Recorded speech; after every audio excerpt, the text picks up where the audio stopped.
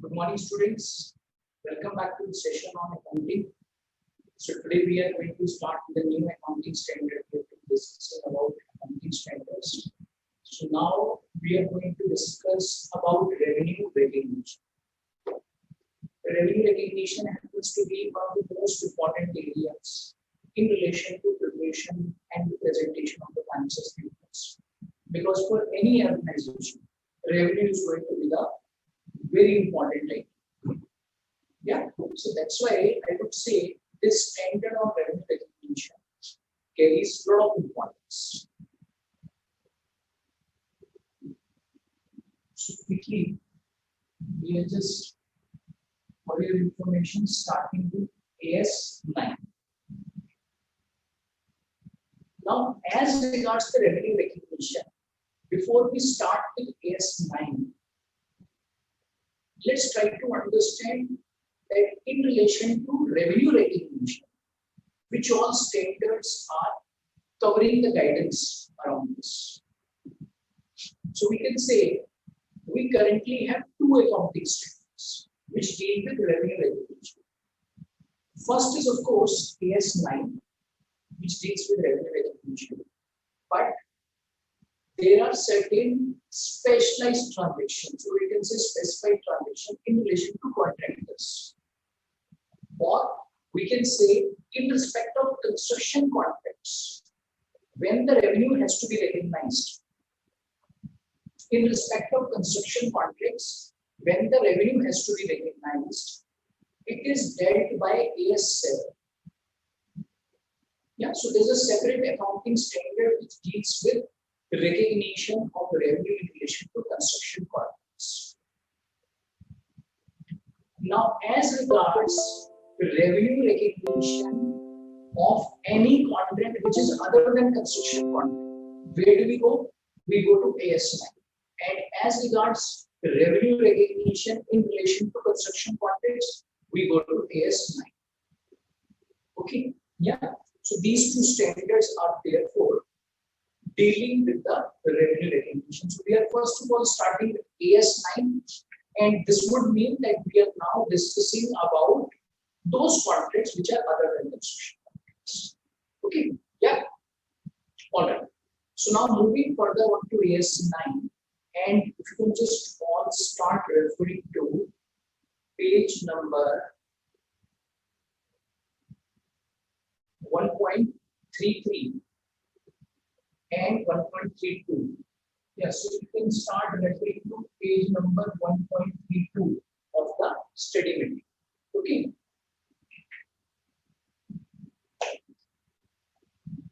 Further on to some of your queries, I would suggest all of you one thing, because I can see a couple of queries coming in when you are looking for this audio problem. So can you please all confirm whether the audio is all fine?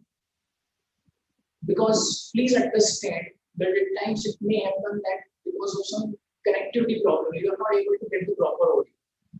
Yeah, so whenever we start, we always ensure that audio video is all fine. So if you all are facing this problem, then I can understand. Otherwise, I would suggest you to please look into your connectivity. So quickly, if you can confirm me about the audio, is it all okay?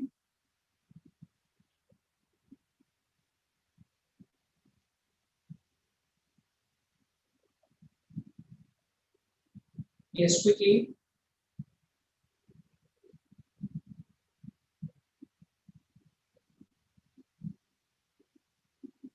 Okay, so this seems to be fine.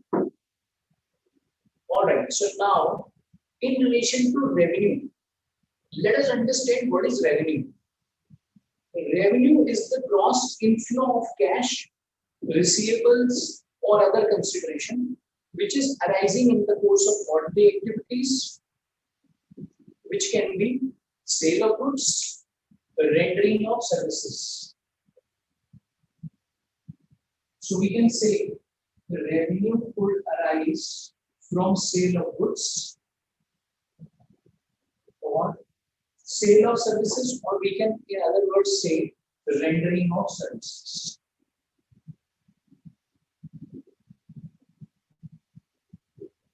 And as we have discussed, that whenever we are talking about revenue recognition under AS9, we are talking about contracts other than the construction contracts. So these are two couple of things which we are going to now discuss in more detail. Other than this, in relation to interest income, in relation to royalty, yeah, so these are some different transactions for which, once again, whether the revenue should be recognized or not has been dealt by AS9. So we'll get on to that aspect also. Yeah, so we can say others. Now for others, we will discuss as to what does this others include. Okay, yeah, we'll discuss as to what does this others include.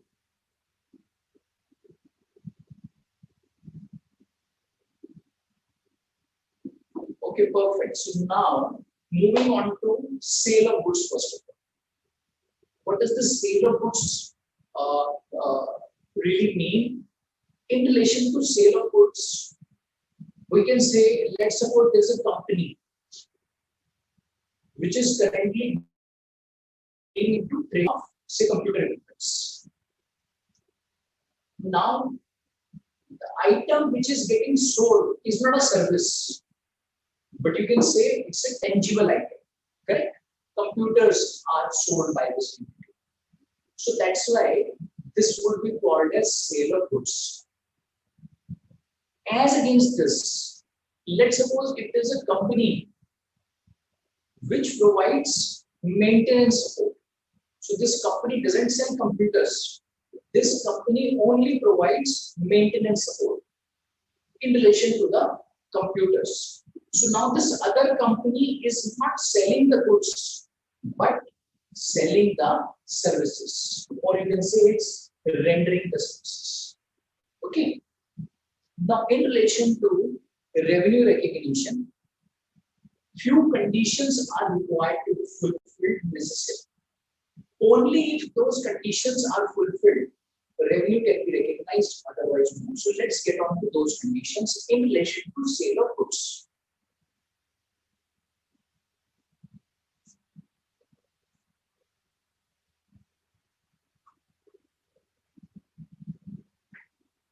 So let's understand what are those conditions.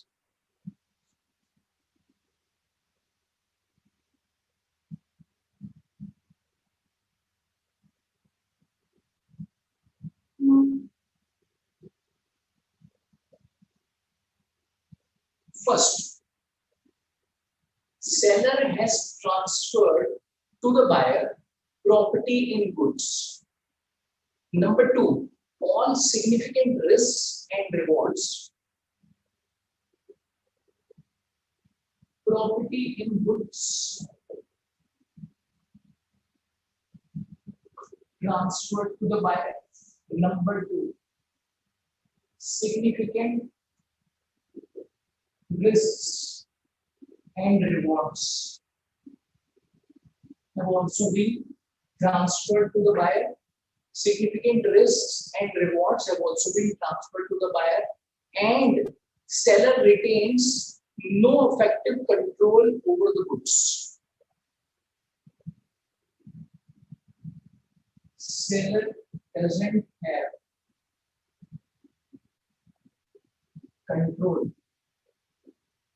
over the goods. Number three, no significant uncertainty exists regarding the collection.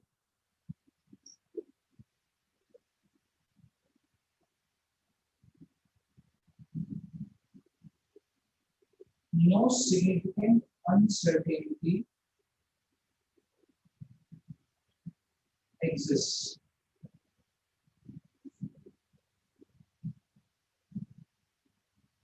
regarding the collection.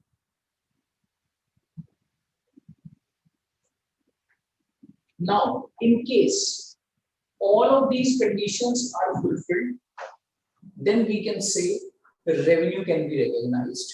In case these conditions are not fulfilled, then the revenue cannot be recognized. So let's try to understand all of these conditions with the help of some examples. Okay. And you don't need to note down all of these conditions. These are given in the study material only. So you can just pick up all of these conditions from there itself. In fact, there's a very good flow chart which we'll discuss at the end, which will cover all of the points in relation to the revenue recognition.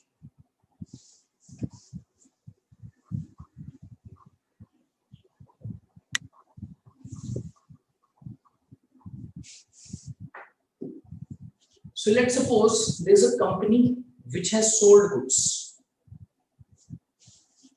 So there's a company which has sold goods.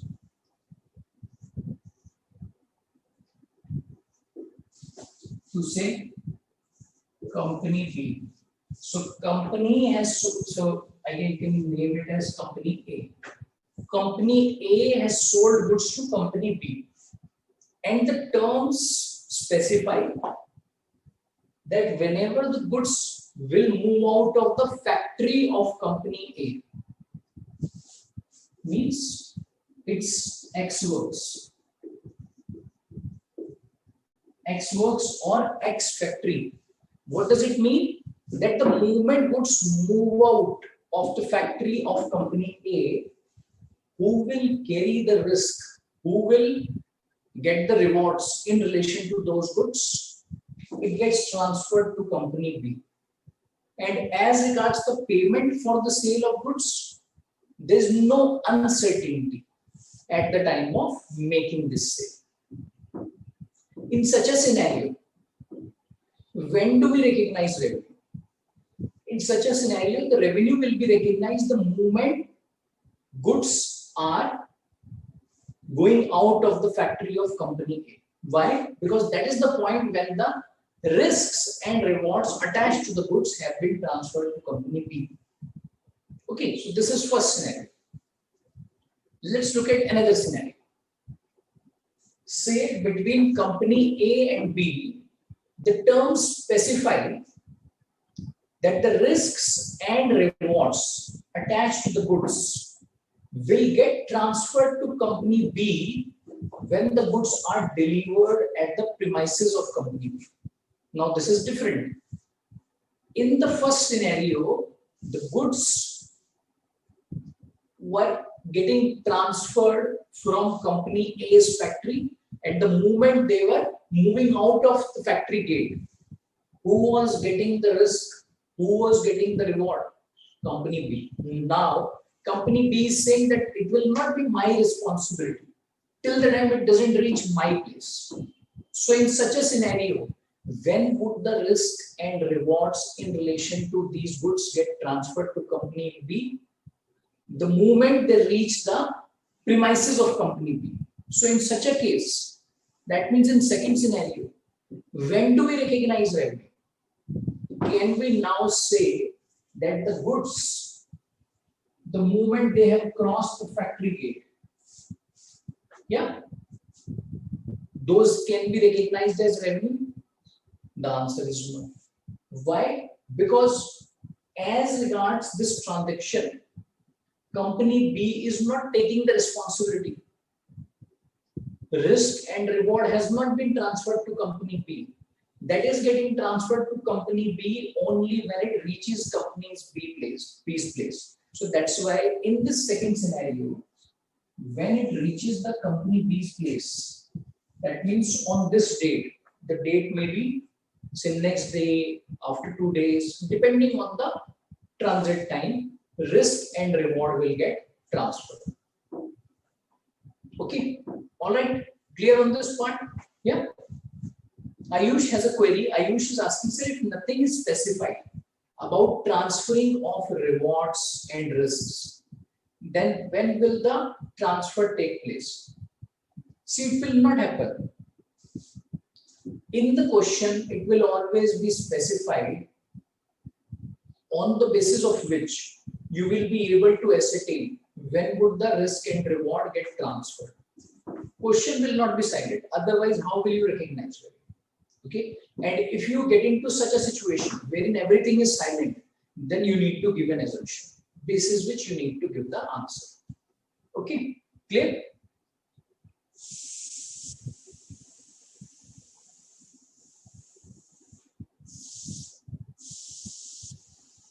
Yeah. All right, perfect. Now moving on to rendering of services. So this is it as regards the sale of goods. Now we'll move on to rendering of services. Now in relation to rendering of services, standard doesn't have any different criteria. The criteria is all same. Whatever we discuss for sale of goods, it remains same. Here again, the risk and rewards should get transferred to the buyer. Here again, there should not be any uncertainty as regards the collection. But in case of service, there's a slight difference as against the goods. Let's try to understand that.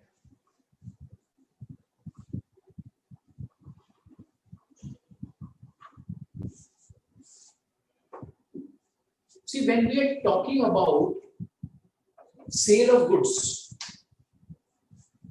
say computers are sold from one entity to another entity. Now this sale of goods, this will not take time in terms of transferring the risk and reward. Or you can say this will not happen over the period of time. Why?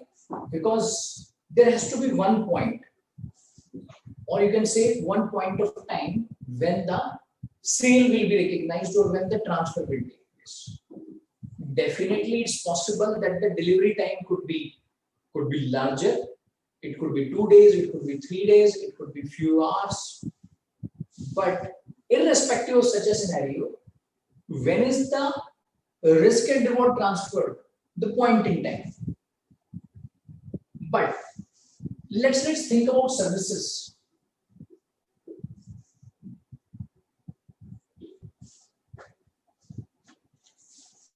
Say if A is providing AMC services to B, that means the maintenance support, and the maintenance services are provided to B for 1 year.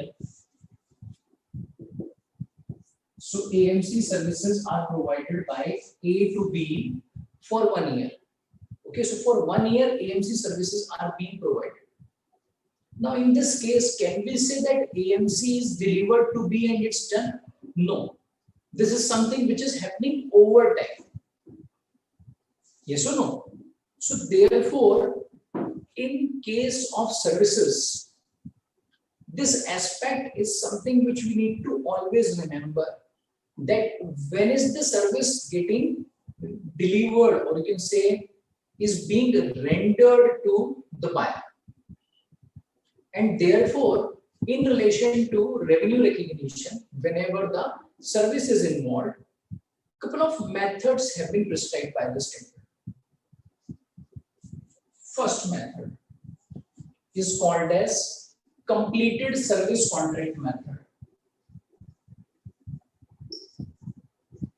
Completed service contract method. The other one is proportionate completion method.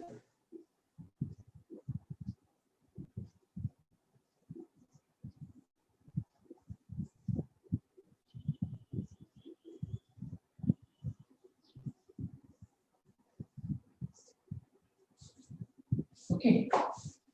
So one is proportionate, the other one is completed. Now, what is this proportionate completion method? Proportionate completion method means that as and when the services are getting rendered, revenue will be recognized. Which means that, let's suppose, if the services are required to be provided over 1 year. So for 1 month, services are rendered, the revenue will be recognized for 1 month. For second month, services are rendered, the revenue will be recognized. So it's the proportionate recognition. As and when service is getting delivered, it's getting recognized. because it may happen that this contract has been signed on 1st of February 2021. Now, in relation to this, what do we do? In the financial year 2021,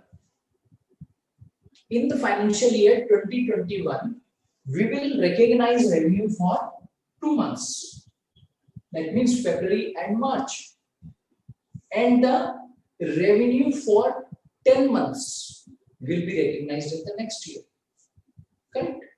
Something which we do in case of proportionate completion method, and which will be discussed in more detail when we move on to construction contracts, because there it is more specifically applied. Okay. Another method is called as completed service contract method, in which case we will not recognize this revenue on a proportionate basis, something which we have done over here. No. Instead, what do we do? Till the time this entire service is not rendered, we will not recognize revenue. For example, if let's suppose machine has been sold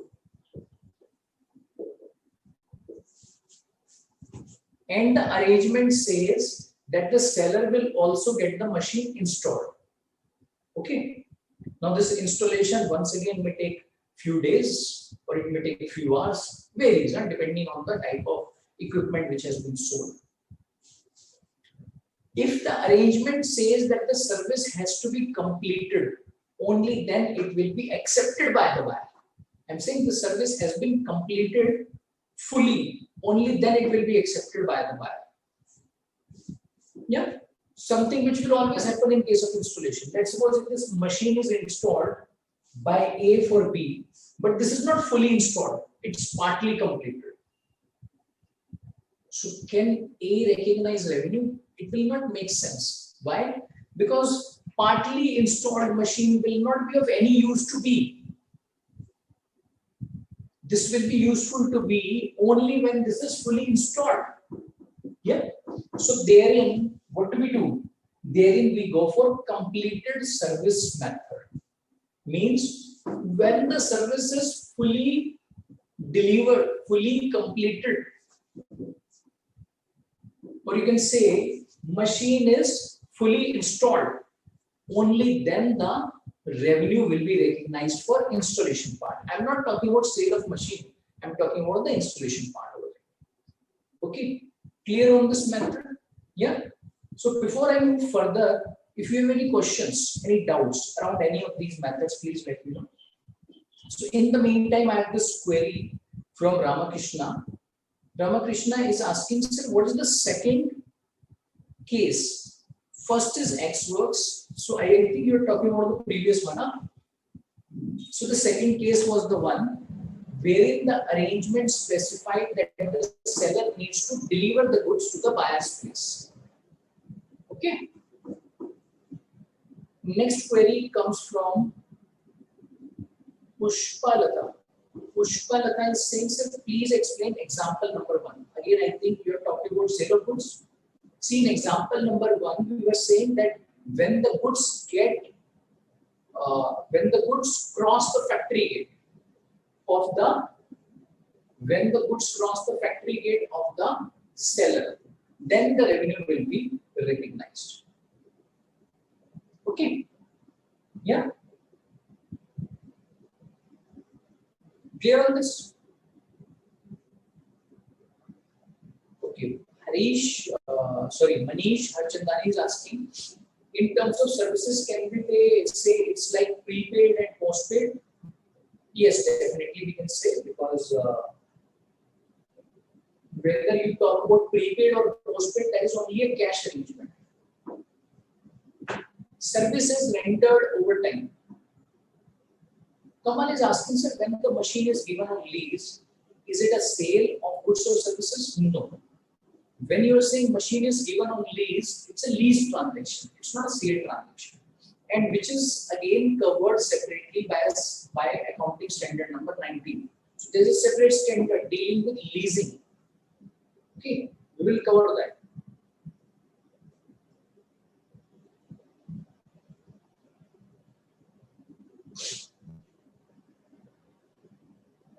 Vedashri is clear with whatever we have covered so far. Very good. Any more questions? In case you have, please let me know. Then we'll move further.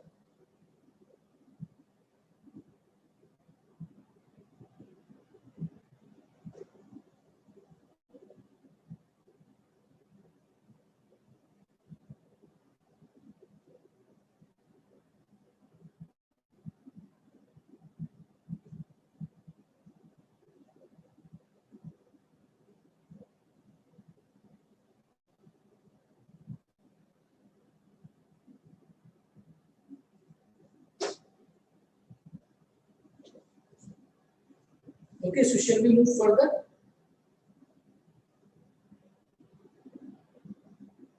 Okay, perfect. So the other aspect, so far we have discussed about goods and services. Now the other aspect is in relation to interest, royalty and dividend. So the third part, remember we discussed others. Now what does this others include?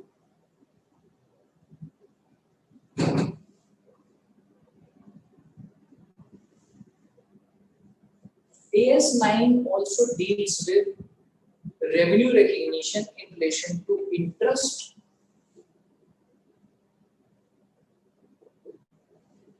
royalty and dividend.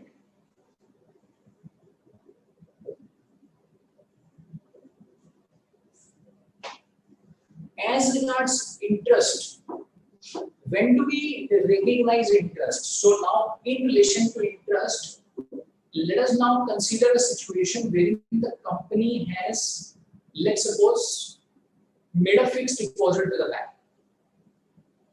Okay, now company will earn interest income on that fixed deposit. So how will the company recognize that interest income? Standard says interest income should be recognized on time proportion basis. Or in simple terms, you can say proportionate basis. Time proportion basis means over a period of time you will recognize it. So if the fixed deposit has been made for say 6 months on 1st of February 2021. During the year ended 31st March 21, 2 months have got covered in relation to the fixed deposit or in relation to the interest income which is getting earned on that fixed deposit. Interest for the 2 months should get recognized in the financial year 2021. Okay. Next is about royalty. So now, as around the royalty, what does the standard says? Recognize it on accrual basis. As and when this gets accrued, revenue should be recognized. Third, once again, is on the dividend.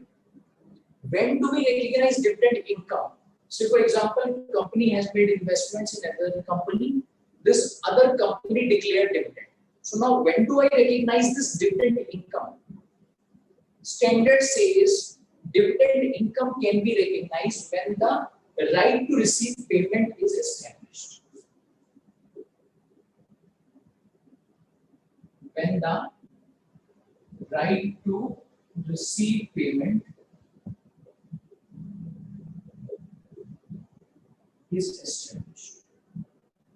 And when does it happen?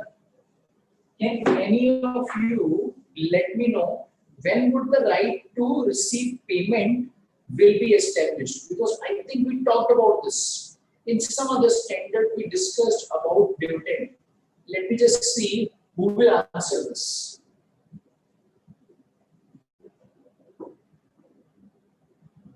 Jamil is asking X works, X factory are same? Yes. Okay, Ayush is saying dividend is recognized when due. In terms of due, you need to be specific now when right to receive payment is established. But can you tell me when would this get triggered? Okay, or when would you be able to see, say, Okay, great. Kamal is saying yes at the AGM, because AGM is when the shareholders will approve the dividend, and that is when the right to receive payment is established. Okay, clear?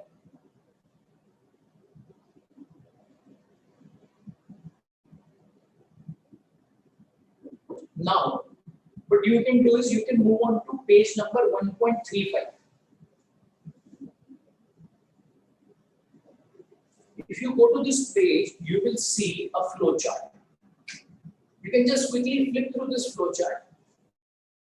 This flow chart very nicely summarizes entire discussion in relation to revenue recognition. So all of the points that we have discussed so far are covered over here. So I would suggest that please mark this flow chart for the purposes of revision of this standard. Okay.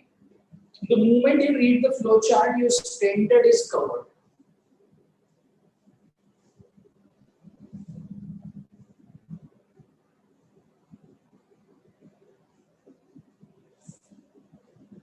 Now, before I move on to some questions to discuss all of these concepts that I have discussed, let me just explain you the difference between revenue recognition and collection. And the standard also uses a term, if you remember, that revenue will be recognized when the uncertainty is not existing. Okay, so let's discuss about this aspect briefly.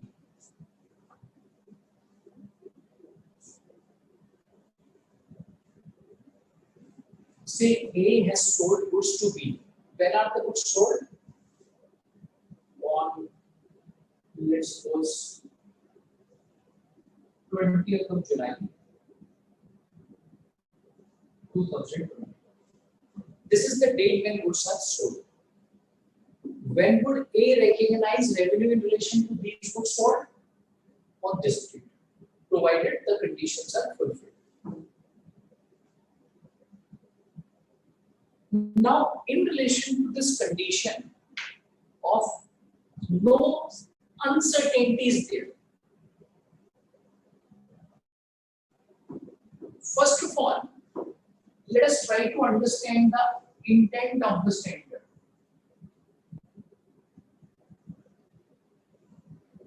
Standard says there should not be any uncertainty. So it's a negative statement which the standard has used. Standard is not saying there should be certainty. No, standard is not saying that. If you just go back and read that, standard is not saying there should be certainty. No. Standard says there should not be uncertainty, which means standard is not looking at 100% certainty. Yeah, which is more towards getting into a situation of having reasonable assurance that yes, money will be released. Okay. Number two, this condition needs to be tested on which date? On this date. Let's suppose on this date everything was fine in relation to B. So revenue gets recognized. Let's suppose the goods were sold for rupees 1 lakh.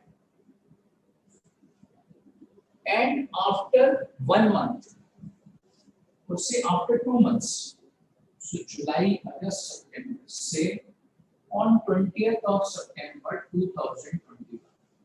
Let's suppose on this date, there's a doubt that now we will make the payment or not. Let's suppose in future if it happens.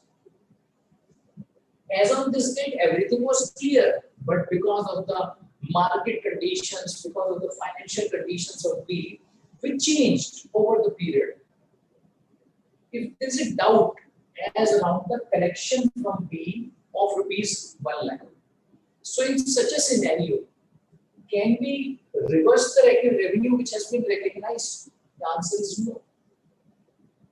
Because if this revenue was recognized in an appropriate manner at the time of making the sale, and this was not an error, then this revenue will not be reversed. Instead, later on, when the collection becomes a problem or there is doubt as regards the collection, what do? We create a provision for doubtful debts. We create a provision for doubtful debts. Yeah. Now, there is another situation which is possible, and something which I have seen very commonly being followed by many organizations, whether we are talking about small organizations or the large organizations. I have seen this problem to be quite big. Yeah, so that's why it's very important now for you to understand the difference between cash flows and revenue recognition, because this is what we generally try to link and which is not appropriate. Cash flows and revenue recognition.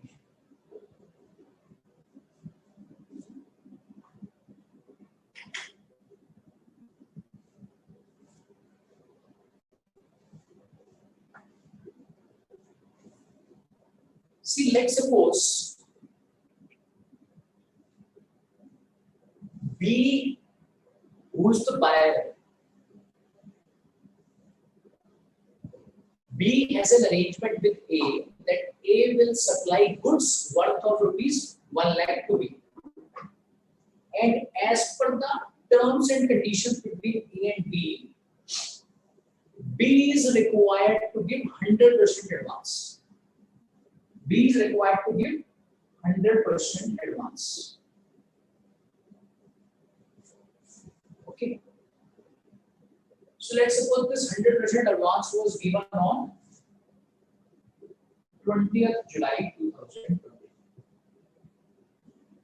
Yeah. But the goods have not yet been delivered by A to B.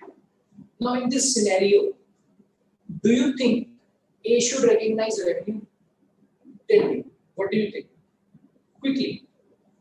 I'm saying on 20th July, A has received 100% advance from B, but goods have not been supplied by A to B as yet. So in this scenario, can the revenue be recognized? Yes or no? And why?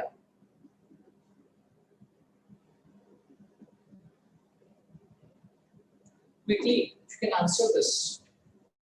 I think I missed a lot of your responses in relation to the previous question. Mushkan, Nandita, Ayush, Priyanka, Manish.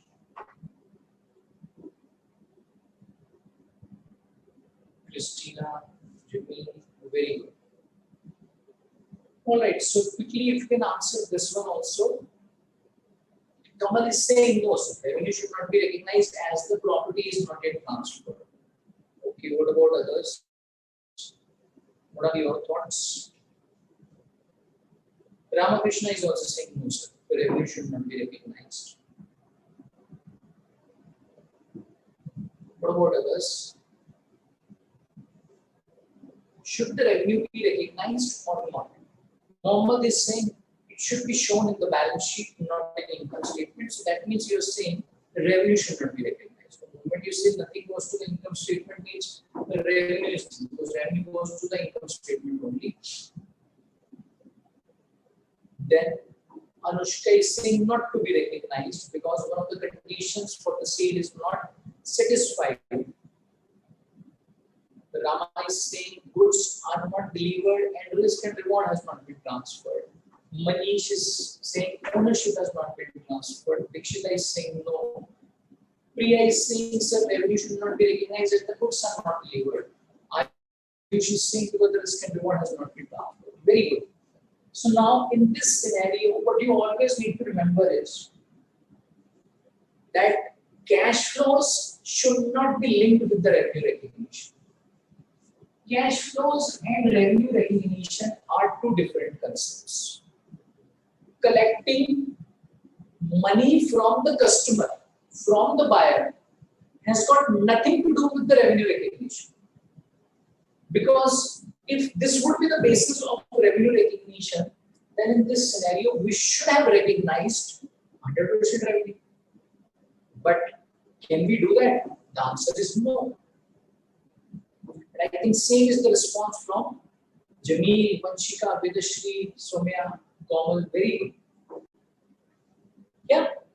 So generally, there's a misconception that revenue should be linked to the collections or revenue should be linked to the cash flows. Cash flows are different and revenue recognition is different because revenue recognition works on accrual principle. Okay, just because cash is received doesn't mean revenue should be recognized. And just because cash is not received, again doesn't mean that revenue should not be recognized. Clear? Yeah. So this is something over which again we'll have more detail or an in-depth analysis when we'll touch AS7 or the construction contracts. Okay. Yeah.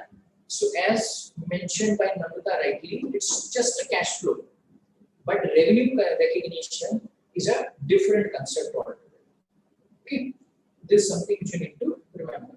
So now we can move on to things illustration.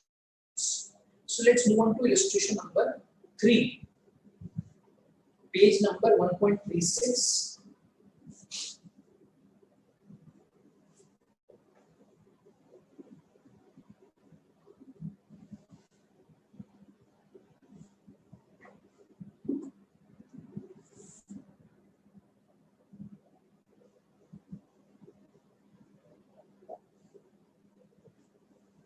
Illustration number 3.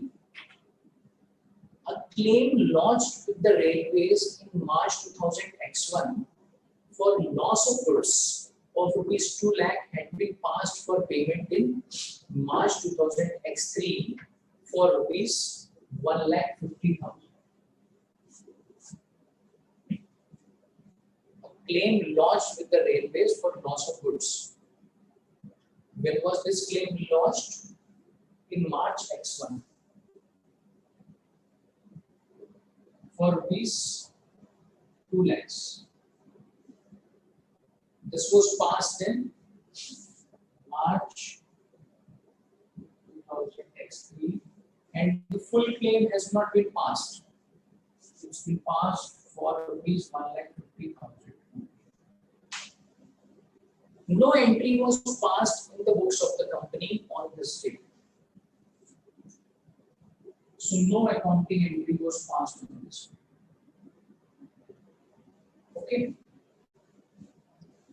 You are required to advise P Company Limited. P Company is the company who has lodged the claim about the treatment of following transactions in the financial statements for the year ended 31st March X3. So now we are on this date. Now on this date, what should be the accounting treatment?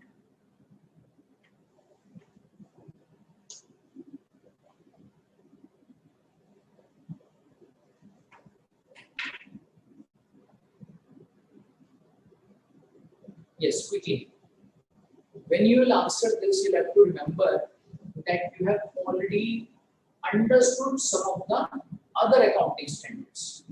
So now at times it may also happen in the exam that the question may appear to be dealing with the revenue recognition, but it may not be dealing only with that concept. It may be dealing with 2-3 accounting standards. You need to just think through application of all accounting standards while dealing with the situation.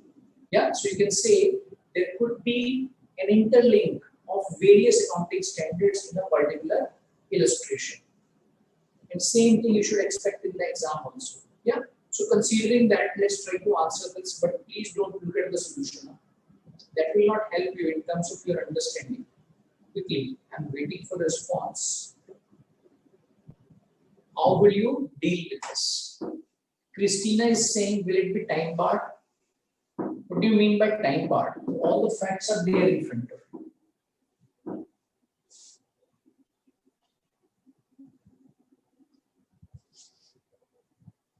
Yes, quickly.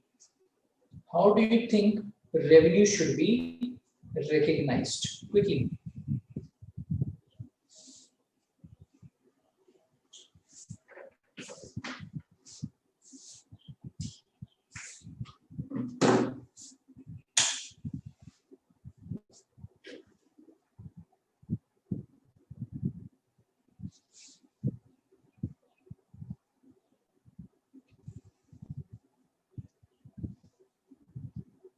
Yes, waiting for response.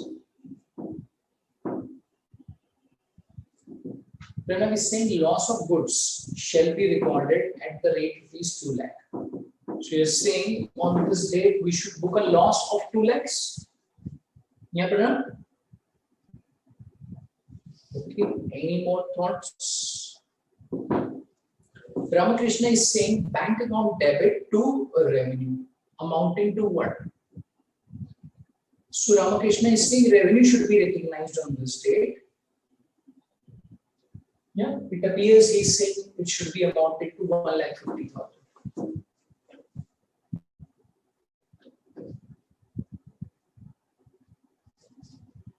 Priya is saying a claim entry should be made and on 2000 x3. Okay, so Priya is saying on this date claim entry should have been made. So it's an error. And in this year, revenue recognition must be shown.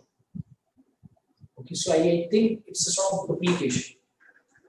Mohammed is saying we have to recognize 1.5 lakhs as revenue and clearly state the same in the notes to accounts. Okay, what about others?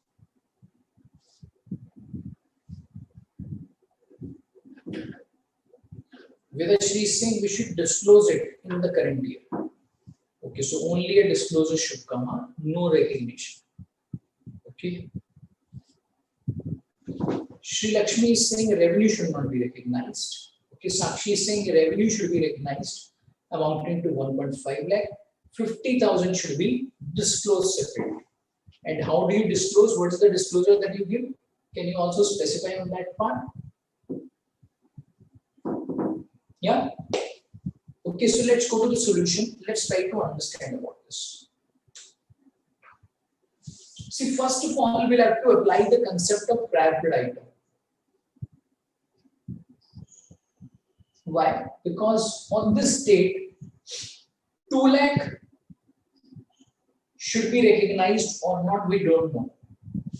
We need to analyze this. And if on this date, 2 lakh should have been recognized, but it was not done, then it would be considered as an error, which would require rectification in the current year. So let's try to analyze it, whether it was an error or not. On this date, when the claim has been lodged, revenue can be recognized only when there is no uncertainty of collection. But whenever you make a claim, you are not sure whether the claim will be passed or not. If the claim will be passed, whether the claim amount will be fully passed or not. The same thing which has happened over here. Claim was made for 2 lakh but passed for only 1,50,000. So that means as regards the collection, there seems to be uncertainty at the time of making the claim. That's why it appears as if on this date, revenue was not recognized rightly. It was correct not to recognize revenue on this date. So that means no error has been made. Number one. If no error has been made, so we move out of this purview of prior period item. Now we need to just think through about this claim which has been passed as to how do we deal with this. See, if the claim has been passed, Yeah, so they are saying that the claim has been passed for 1,50,000. So now there is no uncertainty which is attached in relation to the amount or in relation to its collection. So definitely an income amounting to 1,50,000 can be recognized. Correct? Yeah. So that means in this year, what should we do? We should recognize income amounting to 1,50,000. Another question which may arise is that whether this income will be out of the ordinary activities, whether this income will be out of the ordinary activities, or should we say it's an extraordinary item. Remember the concept of extraordinary item, something which is not in the ordinary course of business. Okay. Now,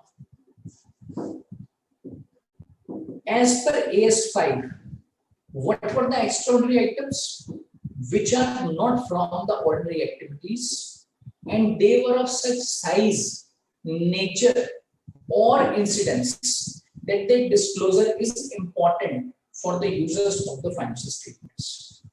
Now, considering the amount which is involved in this, it doesn't appear to be very, very significant. That's why it will not be appropriate to call it as extraordinary. Yeah, but definitely such type of transactions require disclosure. So in this scenario, what do? Recognize income amounting to rupees 1,50,000 and also give a disclosure.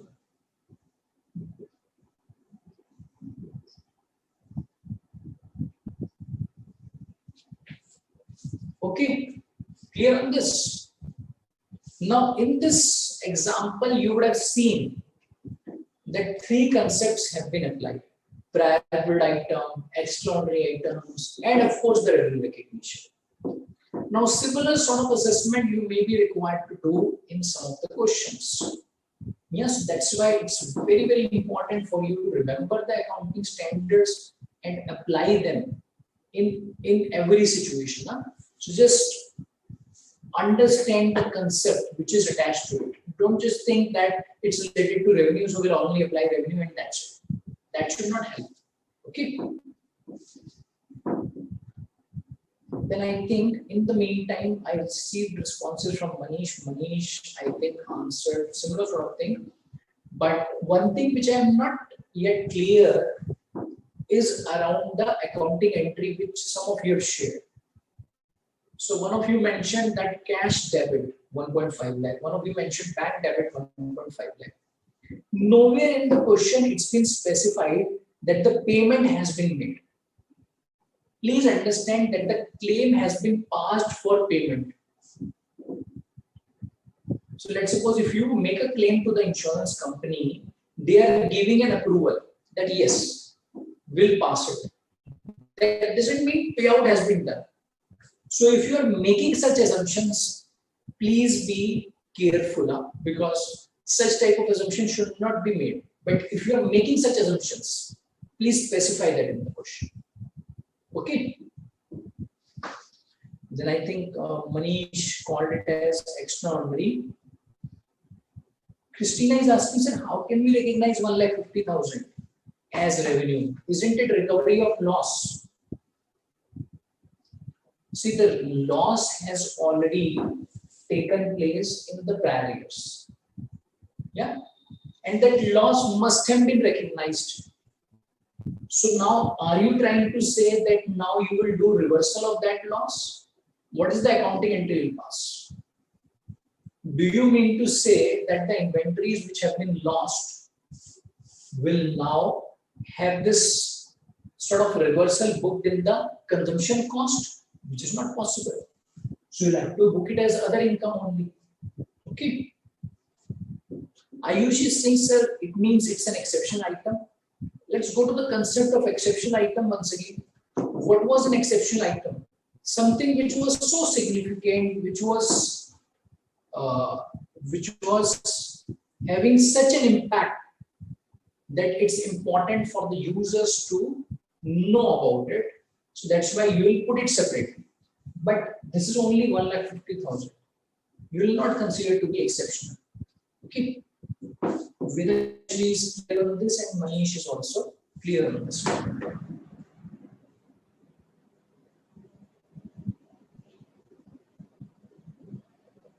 Any more queries on this?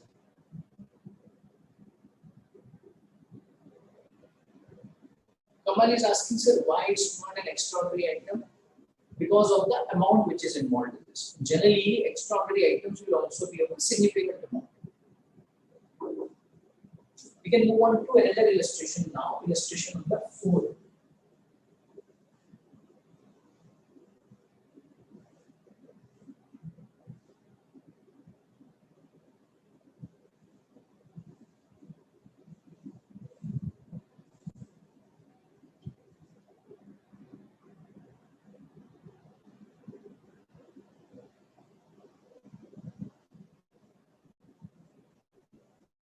Okay. In the year X1, X2,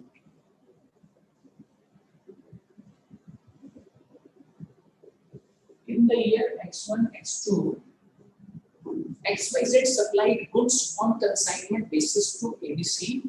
ABC is a retail outlet, and the goods amounting to 10 lakh have been supplied. So XYZ supplied to ABC.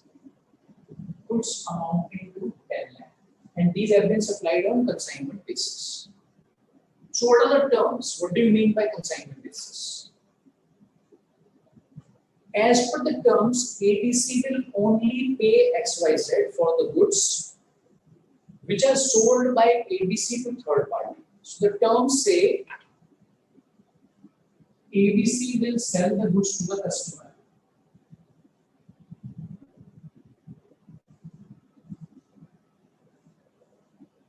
The goods which ABC would be able to sell to the customers, for those goods, ABC will also make the payment to XYZ. The rest of the goods which ABC will not be able to sell to the customers can be returned back to XYZ, and ABC will not be required to pay for this. Okay. Now, during the next year, X1, X2, ABC sold the goods worth of rupees 5,50,000. So, out of these goods, in the next year, X2, X3, ABC was able to sell goods worth of 5.5 lakhs. And rest of the goods are still lying in store, which may get sold by next year. Yeah. Advise XYZ.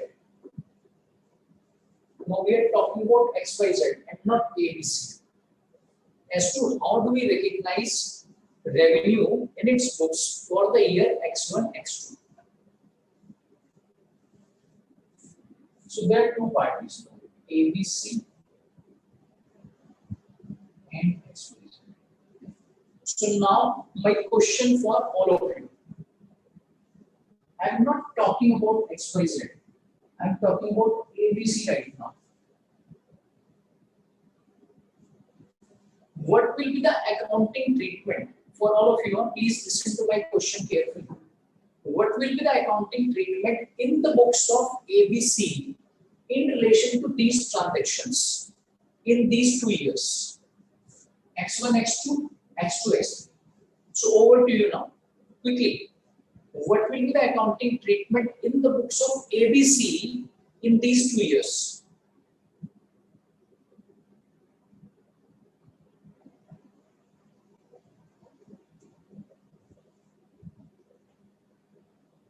Yes, I'm waiting for a response now.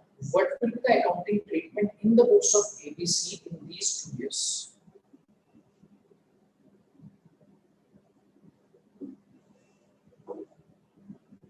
I'm just hoping that you are talking about ABC because I can see some of your responses. I think Ayush, Vedashri, Dikshita, they answered for XYZ, but I'm looking for ABC first. For ABC, what should be the accounting treatment in both these years?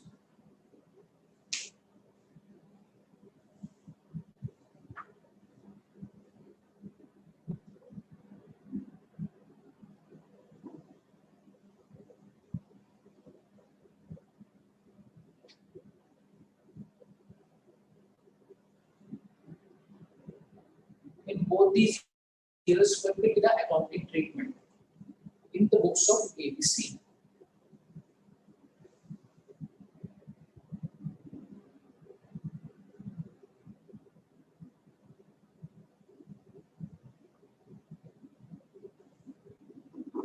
Okay, Kamal is saying bank account 5,50,000 debit to consignor account 5,50,000.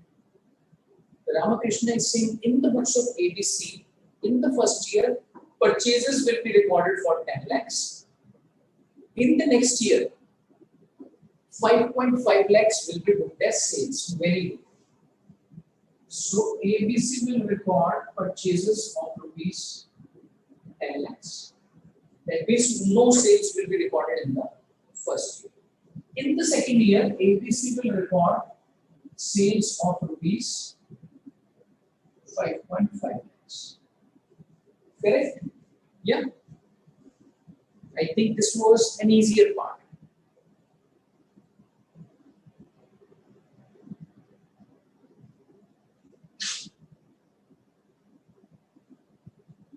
Then I think once again, Anushka answered for XYZ. I'm looking for ABC, please. Ayush is saying in the books of ABC, goods received on consignment as 10 lakhs will be recorded. Sales as 5.5 lakh. I think you are talking about both years. Vidashri is saying ABC has to transfer all this amount to XYZ. So he will be liable only for the commission. Okay. Now let's think about ABC. ABC in the first year is only making the purchases. Correct? And I think same is the response from Sakshi and Kamal in relation to this. So in the first year, what should ABC do? Record a purchase. Let's try to look at the sale. Was ABC able to sell these goods? No. So can we record a sale? No. So sales in this year will be in the next year. Goods worth of 5.5 lakhs have been sold by ABC. So ABC will record this as sale. Yeah. Now let's think about XYZ. I think some of you answered about XYZ. I've not been able to go through your responses, but let's think about XYZ. Now for XYZ, payment is an uncertainty. Payment is an uncertainty. XYZ is not sure whether XYZ will receive this payment or not in the first year. Why? Because it is linked to ABC selling the goods to the customer. Only if ABC would be able to sell this to the customer, XYZ will get the payment, otherwise not. So, in the first year, when ABC has not been able to sell anything, should XYZ expect to receive anything from ABC? No. So, that's why in the first year, what will XYZ do in relation to sales? Sales will be nil.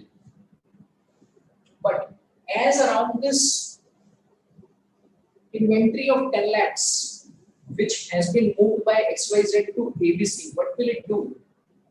It will be recorded as a stock transfer, simply. Yeah, it will be recorded as a stock transfer, simply. In the next year, when ABC has been able to sell the goods amounting to 5.5 lakhs, XYZ will also be able to record a sales amounting to 5.5 lakhs. Of course, we are assuming that the margins are so the same. That's why numbers have been kept same. That's why numbers have been kept same. Okay, clear on this? Yeah. Now, in the first year, if you see, the risk and rewards were not transferred to ABC. No uncertainty cannot be said to be there because there was definitely an uncertainty as regards the period. Okay, clear on the concept of revenue recognition, because with this we are done in terms of this AS9. If you have any questions, any doubts, please let me know. I think I missed out on a couple of illustrations, very small one, which is only for your homework. Illustration 1 and 2. Yeah, so these two illustrations you need to know. Dikshita is saying that in the first year, no sales will be recorded by XYZ. In the second year, sales will be recorded. This is because no revenue should be recognized until the goods are sold to the third party. Very good. Pushprata is saying 4,50,000 is the sale. I think you need to just look at the numbers and it's 5,50,000.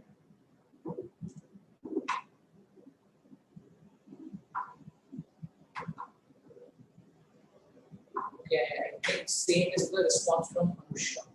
Very good.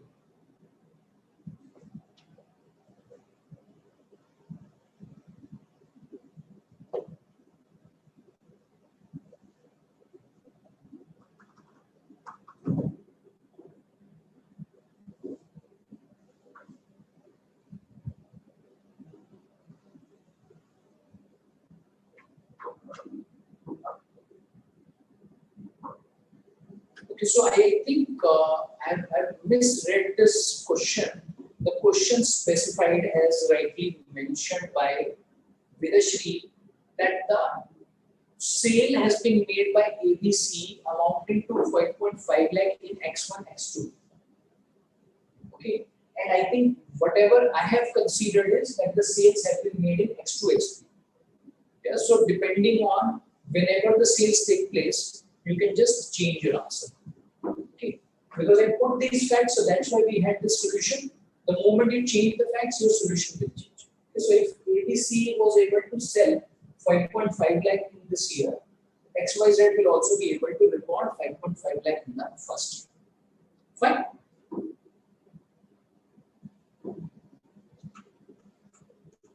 Ramakrishna is asking, in case of cutoff, is AS9 applicable and what's the treatment?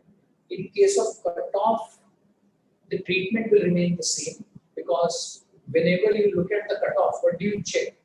That for what period your revenue should be recognized. And that will have the same principles which we have discussed. Okay.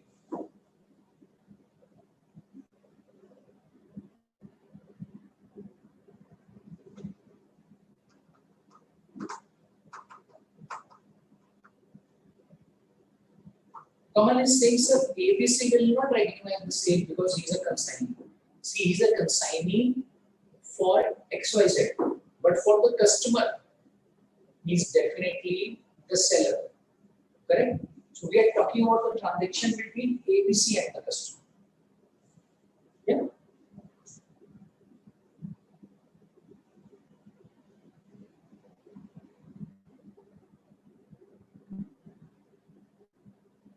All right. So if you have any questions, any doubts as around AS9, please let me know. Because now we are moving on to AS7. So you can say, in a way, we are continuing our discussion on the revenue recognition. Because AS7 deals with the revenue recognition in relation to construction contracts. Yes, okay. over to your questions, if any, and then we start with yes.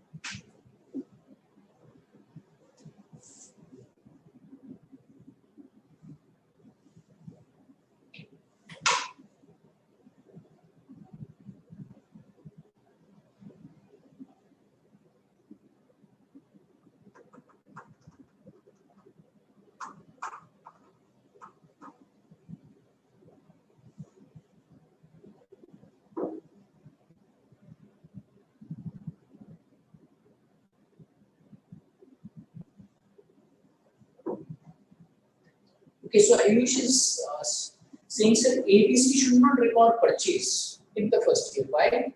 So technically it's not a purchase, it's only the transfer of stock. Now please try to understand that there are different types of treatments which can be taken for this. And it actually depends on the terms which are attached between the two parties. If party A, that means XYZ, is recording this as a kind of stock transfer, the same should also be considered by ABC, which is true. But in relation to this payable, which ABC will have to record, till the time it is keeping the stock with itself, how will it record it as? It will record it as a payable.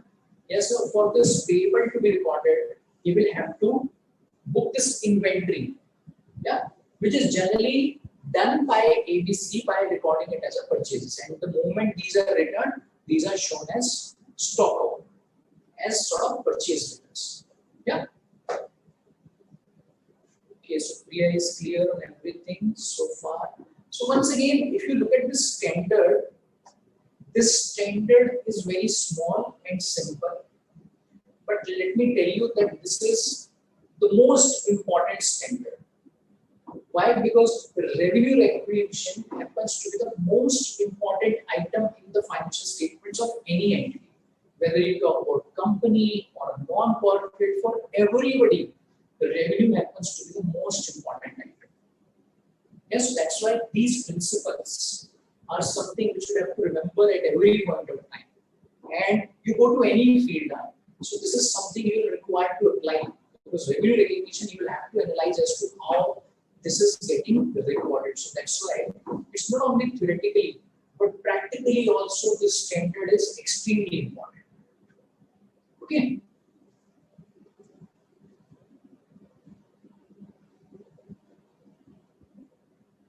So now moving on to AS7.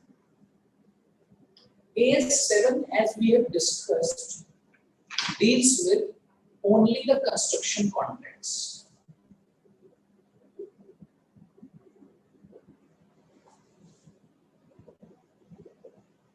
Construction contracts. And you can refer to page number 1.19. 1AS7. Because this standard deals with only the construction contracts, that's why applicability of this standard is also limited to only the contractors. Who are the contractors? Who enter into construction contracts. This means that if we are talking about sale of goods by a company to another company, AS7 will not apply. If you talk about, say, providing services, say professional services by a professional firm to a company, again this standard will.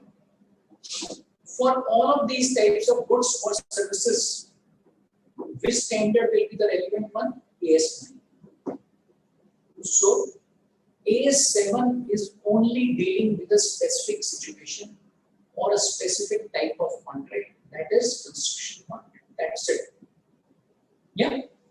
So that's why Applicability of AS7 will be lesser as compared to AS9 because AS9 is something which covers wider range in terms of the organization, in terms of the business models. But AS7 is applied in a limited manner. That means limited to the business model which is related to construction only. Okay. Now, for this AS7, it becomes important to understand about the construction contract. What do you mean by a construction contract? Only then we'll be able to apply the principles of the standard. So the standard says a contract which is specifically negotiated for the construction of an asset.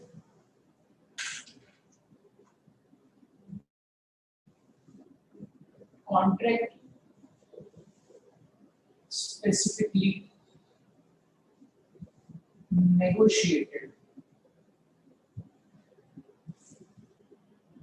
for the construction of asset or combination of assets or group of assets.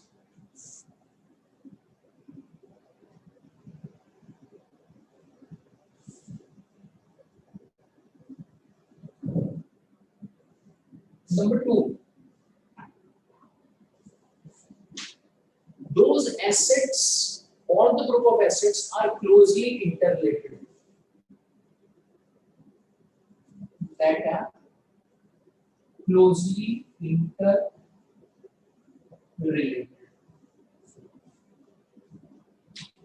in terms of their design, technology, function, or ultimate purpose. Interrelated or interdependent.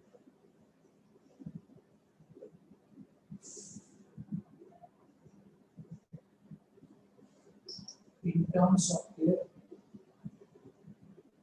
design, technology, or ultimate purpose.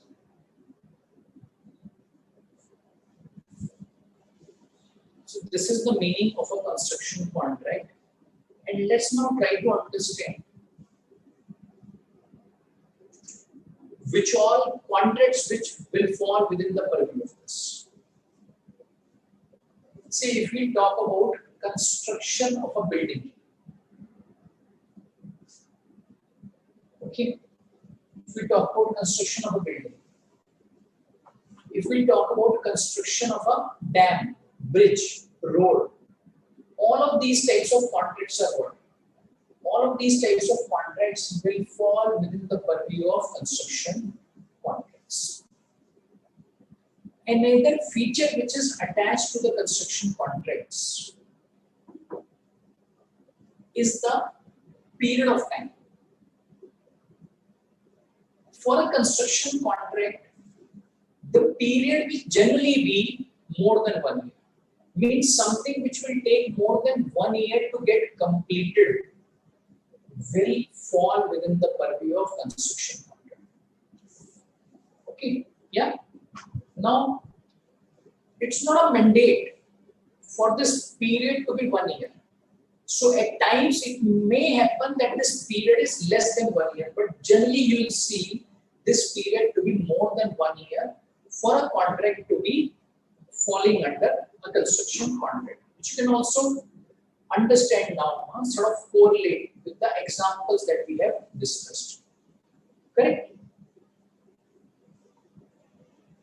Now, in relation to these types of contracts,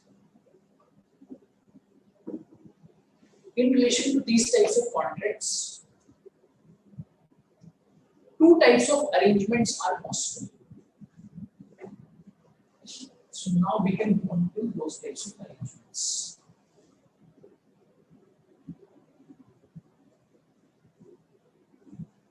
Two types of arrangements are possible.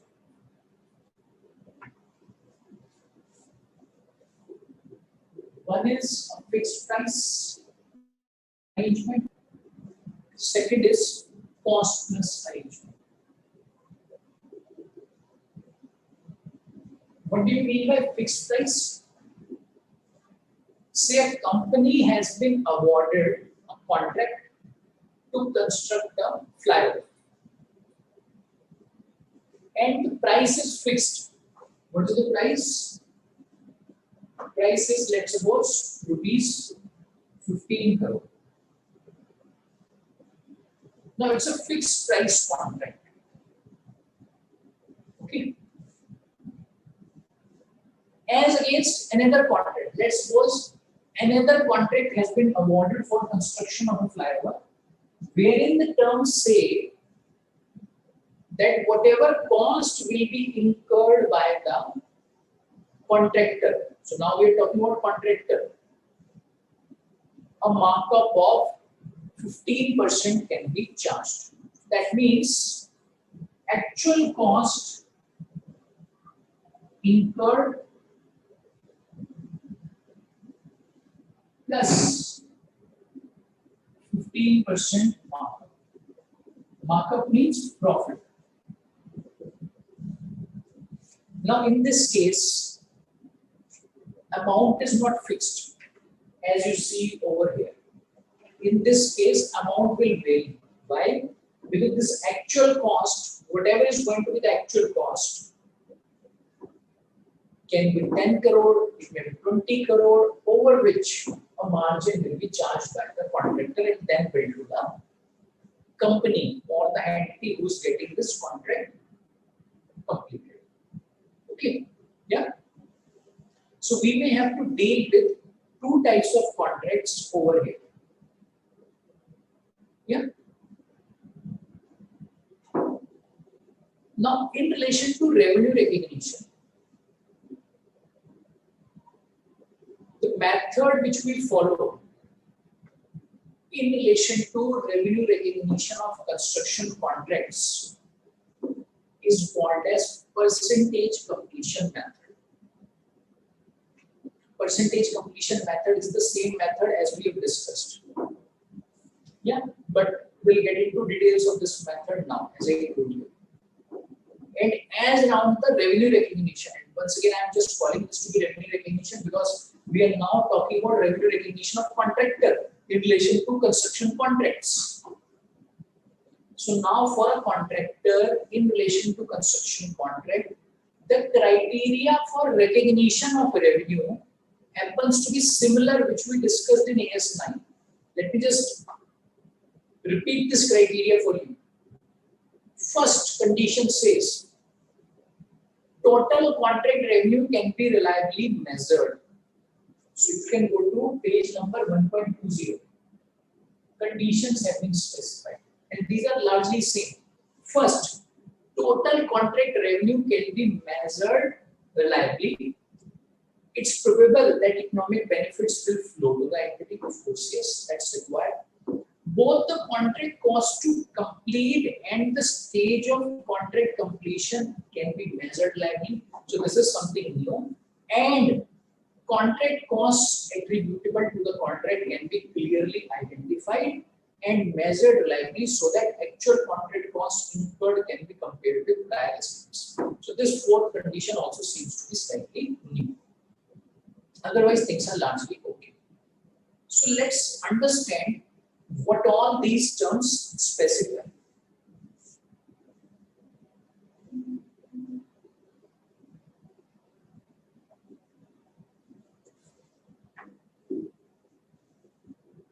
So the contract for construction of a bridge is for rupees 20 crores.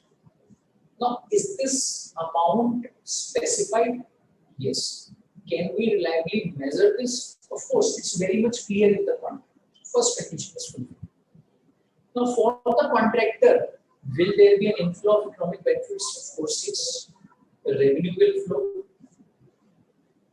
Number 3, because this construction of bridge will take 2 years, let's suppose, to be completed. So this is year 1, this is year 2. Because this will take 2 years to get completed. So that's why what is important? Important is to understand various stages. there could be various milestones in relation to this completion of a bridge. Yeah. So at every point of time or during every milestone, we should be able to ascertain what is the cost attached to that milestone. Or in simple terms, if we forget the milestones, we should know what is the cost which has been incurred in year 1, what is the cost which has been incurred in year 2. And in year 1, we should know as to what is the percentage of work which has been completed.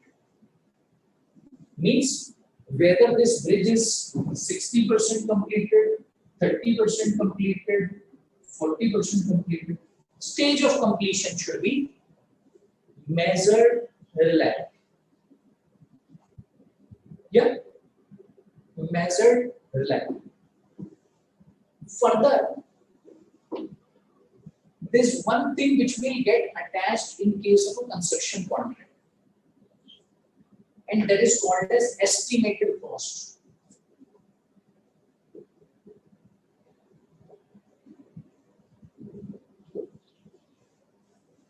So there are two parties. Yeah. So let me just pick up those two parties for this construction of a bridge. So let's suppose these two parties are Priya Limited and say Anushka Limited.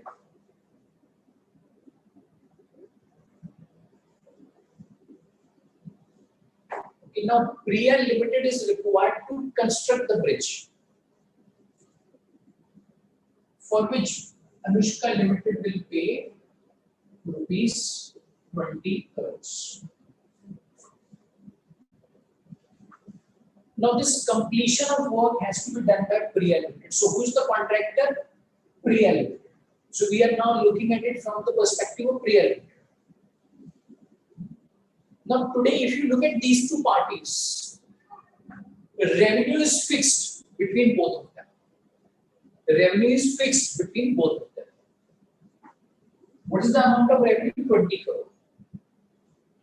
And whenever Priya Limited would have discussed this revenue with Anushka Limited, definitely Priya Limited would have worked out its costing, on which it would have charged some markup. Yes or no? This must have been done. So that means Priya Limited would have definitely assessed the cost for construction, basis which this revenue would have been agreed. Yeah. Let's suppose the estimated cost of Priya Limited was 18 crore. This estimated cost may not be specified in the contract, because in the contract only the revenue will be specified. But this estimated cost will have an impact on the profitability, because if this estimated cost also happens to be the actual cost, what is going to be the actual cost? Cost incurred in these 2 years. Then Priya Limited will earn a profit of 2 crores over 2 years. But estimated cost may not happen to be the actual one. Why? Because this would be an estimate. And definitely, if an estimate is made, it may not match exactly with the actual cost. Yes or no? Yes or no? So over a period of time, it may happen, or maybe let's suppose after end of year 1, it may happen that Priya Limited reassesses its estimate. And maybe at the end of year 1, Priya Limited starts thinking, oh, I thought estimated cost will be 18 crore. But I believe by the time I will be able to complete this contract, my estimated cost will be rupees 19 crore. Correct? This will be rupees 19 crore. Or this may also go down. This may become 17 crore. Correct? Yeah. Now this estimated cost is once again very, very importantly required to be assessed. Because basis this, profitability will change in the books of the contract. Number one. Number two, this percentage completion also helps us in revenue recognition. Why? Because the standard says after every year, you need to ascertain the percentage of work completed. I'm saying percentage of work completed. Or in other words, you can say stage of completion needs to be ascertained. Stage of completion needs to be ascertained. Yeah. If in the first year, we say 60% work has been completed. Okay. So the standard says recognize revenue to the extent of 60%. Means in the first year, 20 crore into 60%, 12 crore will be recognized as revenue. And let's suppose balance 40% is completed in the second year. So the standard says recognize revenue amounting to 40% in second year. That means 8 crore. This is what we do in case of percentage completion method. Yeah. And I think this part is easy to be understood. This part is quite easy to be understood. The only challenge or the only thing which arises over here is about the determination of this percentage. You may be thinking, sir, this revenue we understood that on the basis of percentage completion we are recognizing it. If it is 60%, we are recognizing 12 crore. If it's 50%, we'll recognize 10 crore. This is fine. But how did you compute this percentage? This percentage may or may not be available to you in the question. So don't think that this will be available to you in the question. Why? Because standard also gives you the guidance for computation of this percentage. Standard gives you the guidance for computation of this percentage. Okay, yeah. So what we can do now is we are just running behind the timeline. So I'll just take a break now. After the break, we will continue with our discussion on this aspect and we'll start with the principle as around percentage completion, means how to compute this percentage completion. Okay, so let's take a break of 5 to 10 minutes and after the break, we'll continue. Fine.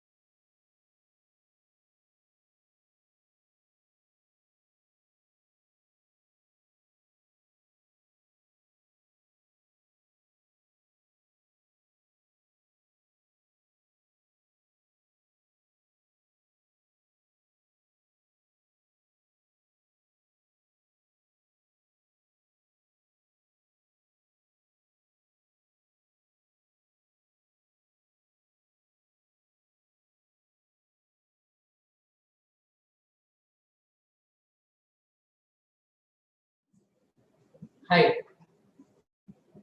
welcome back. So we can now continue that discussion. Yeah. So we were talking about percentage of completion in relation to this recognition of revenue for a contract. So let's now try to understand how do we ascertain this percentage. Okay. So now in relation to this, there are few methods which have been prescribed by the standard.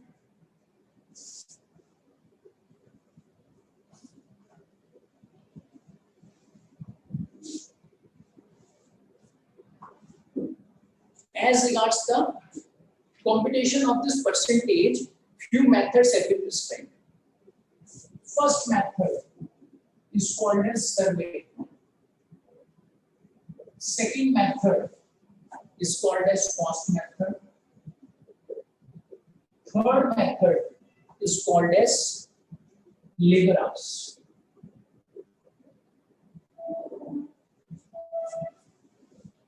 Now, in relation to the first method, how do we get this percentage completion?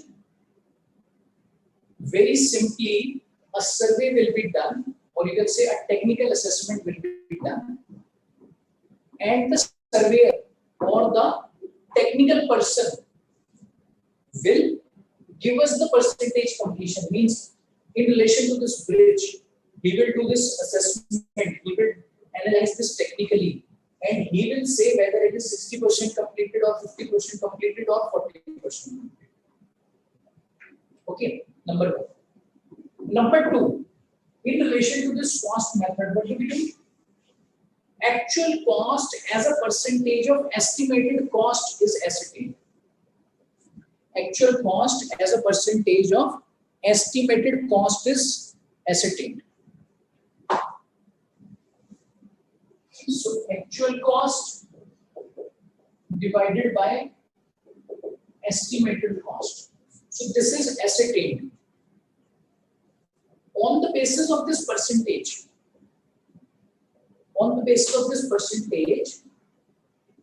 we will say whether the work is 30% completed, 20% completed, or say 90%. So now, in our example, when we estimated cost to be 18 crore, say by the end of first year, actual cost incurred is 9 crore, and the estimated cost remains same; it has not changed. So what do we say? 50% of the work is completed. Why? Because 50% cost has been incurred. So what do we do? 50% revenue will be recognized. Okay. Number third is the number of hours which have been spent as against the estimated number of hours. Say if on this project it's been estimated that 10 lakh hours will be spent, and by the end of first year 4 lakh hours have been spent. So now we are not comparing this actual cost with the estimated cost. We are comparing the actual number of hours with the estimated number of hours. Okay. So now in this scenario, what do? We move from cost to the number of hours. So the standard says either of these three methods can be applied for the assessment of the percentage completion. But practically, what you see that this method is the most commonly followed method for determination of percentage completion. This method, this cost method, is the most commonly followed method. Okay, clear? So now what we can do is we can move on to one example. Example number 1, if you can just move to page number 1.21. With the help of this example, I think we should get some more clarity as around some of these concepts that we have discussed. And then I'll go on to your queries also.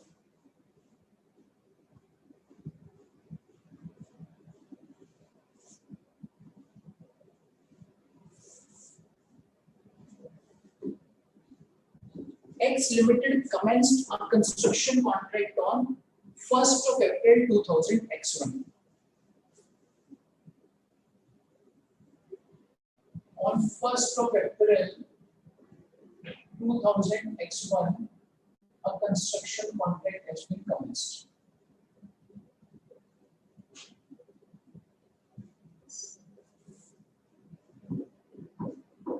Fixed contract price agreed was rupees 2 lakh. Okay, so the contract price agreed is 2 lakhs. And it's a fixed price contract. Company incurred 81,000 in X1, X2. So that means in the first year, X1, X2, 81,000 was spent. 81,000 was spent for 45% work. For 45% work. Okay, first year.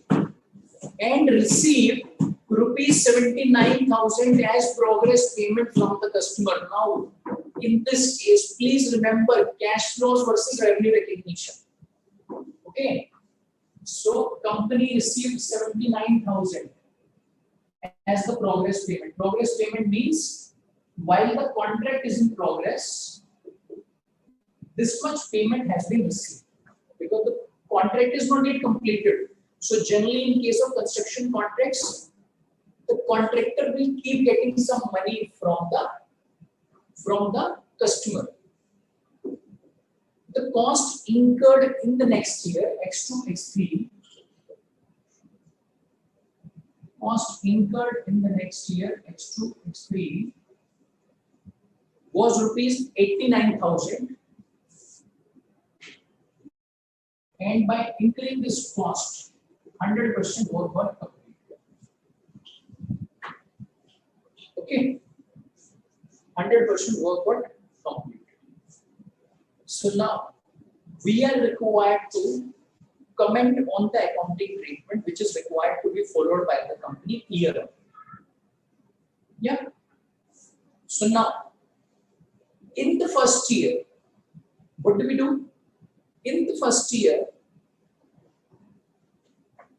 45% work has been completed. 45% work has been completed in the first year. So that means in the first year, what do? We will recognize revenue equivalent to 45%. So in the first year, what will the amount of revenue to be recognized? The revenue will be 2 lakhs into 45%. So it will be 90,000. 90,000 will be the amount of revenue which will be recognized in the first year. Correct? And against this 90,000, cost is only 81,000. So that means the profit in this first year is what? 9,000. 9,000 is the profit which will be recorded in the first year. And as against this revenue of 90,000, what has happened? 79,000 has been collected from the customer. Okay, 79,000 has been collected from the customer. So by the end of the first year, now this is over to you. By the end of the first year, I'm saying over here, what will be the amount of customer account? Quickly. By the end of first year, what will be the amount of customer account? So customer balance is something which you need to tell. What will be the amount of customer balance? Please don't look at the solution. Huh? By the end of first year, what will be the amount of customer balance? Quickly, over to you. What will be the amount of customer balance by the end of first year? Quickly, if you can let me know. Waiting for a response.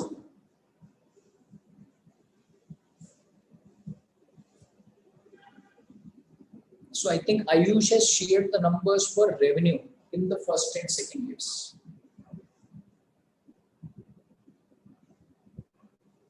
Okay, so Ramakrishna is saying it should be 11,000. Ayush is saying it should be 11,000. And Kamal is saying it should be 2 lakh minus 90,000, 1 lakh 10,000. Very good. So now let me just go to the response which has been shared by one of you. That the customer balance. Customer balance means you can say debtor should be rupees 2 lakhs less 90,000. Rupees 1 lakh 10,000. Let's try to understand this concept first. So what I'll do is I'll pass the accounting entry. In the first year, what is the revenue that will be recognized? 90,000. So debtor will be recorded for 90,000 and revenue will be recognized 90,000. Correct? Now, if we recognize revenue only to the extent of 90,000, what is the amount of full debtor that we have? 90,000. So when you are reducing 90,000 from 2 lakh, is that really correct? The answer is no. The answer is no. Okay. Number 2. Out of this debtor, 79,000 is already collected. So what do we say? Bank debited to debtor 79,000 and 79,000. So by the end of first year, what will be the balance of this customer? 90,000 minus 79,000. That means 11,000. Yeah. As rightly mentioned by Anushka, and I think Brinda also answered that. Okay, Brinda has a different answer. Now you're clear on this? Yeah? And have you understood that why this will be incorrect? Yeah? This is end of first year. This is not second year. Yeah? Now we will move on to the next year. So in the second year, can you now tell me quickly what will be the amount of revenue, what will be the amount of cost, and what will be the profit? So in the second year, what will be the amount of revenue, what will be the amount of cost, what will be the amount of profit, and of course, you can also share the amount of customer balance in the second year. Quickly. Yes. In the second year, can you share all of these? Yes, quickly.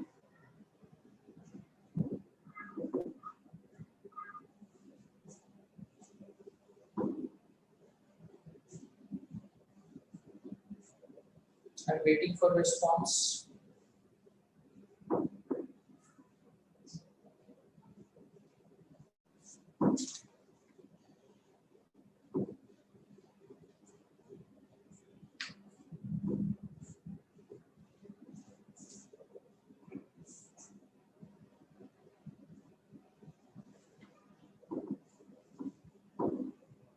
Yes, quickly. What will be these amounts in the second year? I usually saying this seems to be very easy. In fact, I think everything that we would have covered so far isn't that very easy. Yes, quickly. Quickly now. Shall I go to the solution then? So now out of 2 lakhs, 90,000 is recognized. So less 90,000.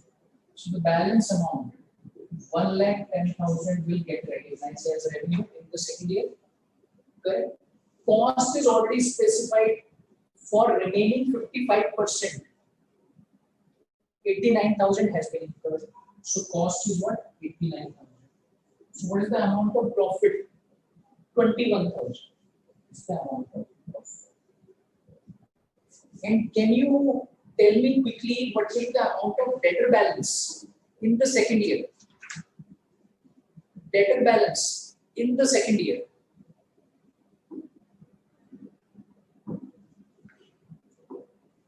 In the second year, what will be the amount of debtor balance? It's great. So I think Khushi answered this. Great. I'm not sure as to how you're getting 32,000. So what is this 32,000? Khushi, how did you compute this?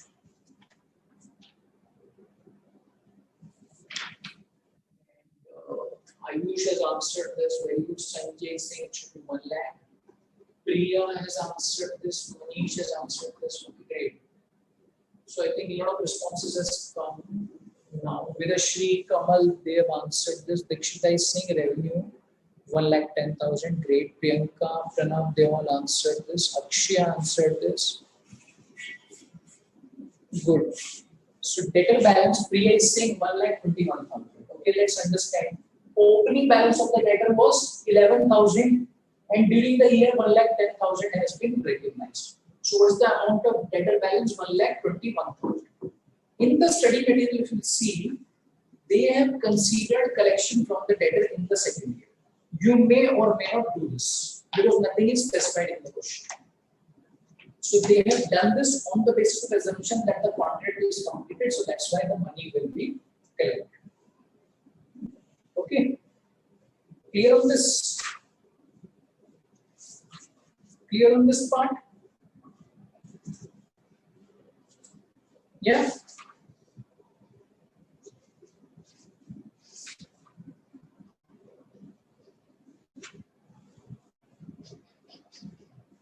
All right. So now, continuing on the same principle,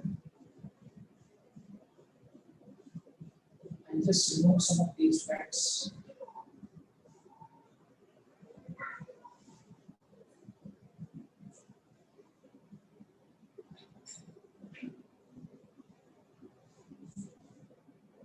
In this question is, if you would have seen, in this question, if you would have seen,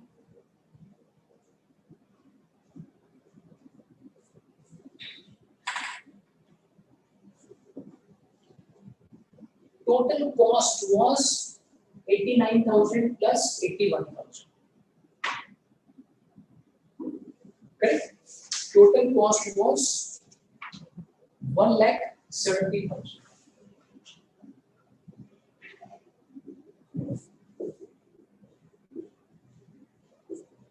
And total revenue was 2 lakh. As we discussed, that this total cost would have been estimated by the contractor at the beginning of the contract. Yes or no? This would be estimated by the contractor at the beginning of the contract, always. At times, it may happen, and this is something which is practical. So don't think, sir, what are you saying? How is this possible? At times, it is possible that while the contract has started, maybe it has completed a few months, or maybe at the beginning itself, estimated cost of the contract is more than total revenue which has been agreed. Something like this. At times it is possible. And you will be thinking, sir, why would anybody do this? When somebody will estimate this cost to be 2,10,000, why would he agree for a revenue of 2 lakh? At times it is done. See, at times it is done to build the credentials, to pick up the work, to get the experience in a particular field, or maybe to build the relations with a client so that some more work can come in the future at better profits. Yeah. Now, whenever such type of situation arises, then the total estimated cost is exceeding the total revenue from the contract. we are sure that over the period, let's suppose this contract will get completed over 2 years. So that means today we know that this contract will incur a loss of 10,000. That this contract will have a loss of 10,000. This 10,000 will be incurred on this contract over 2 years. Standard says that whenever you are into a situation when the contract on an overall basis is into a loss, contract on an overall basis is into a loss. In such a scenario, you should recognize that loss upfront. You should not wait for this contract to get completed and then recognize the loss. Because what will happen in this? In the first year, some loss will be booked. In the second year, some loss will be booked. Why? Because if you are recognizing revenue proportionately and cost also proportionately, then the loss will also be booked proportionately. Standard says no. Standard says no. You will not wait for the loss to be booked in the future. You will recognize the entire loss in the first year itself whenever you are into this type of situation. Okay? Yeah? Clear on this? We can get some more clarity on this concept by looking at example number, I think, 3. So if you can go to example number 3 on page number 1.24. Example 3. Yes, quickly. You can move on to example number 3, please.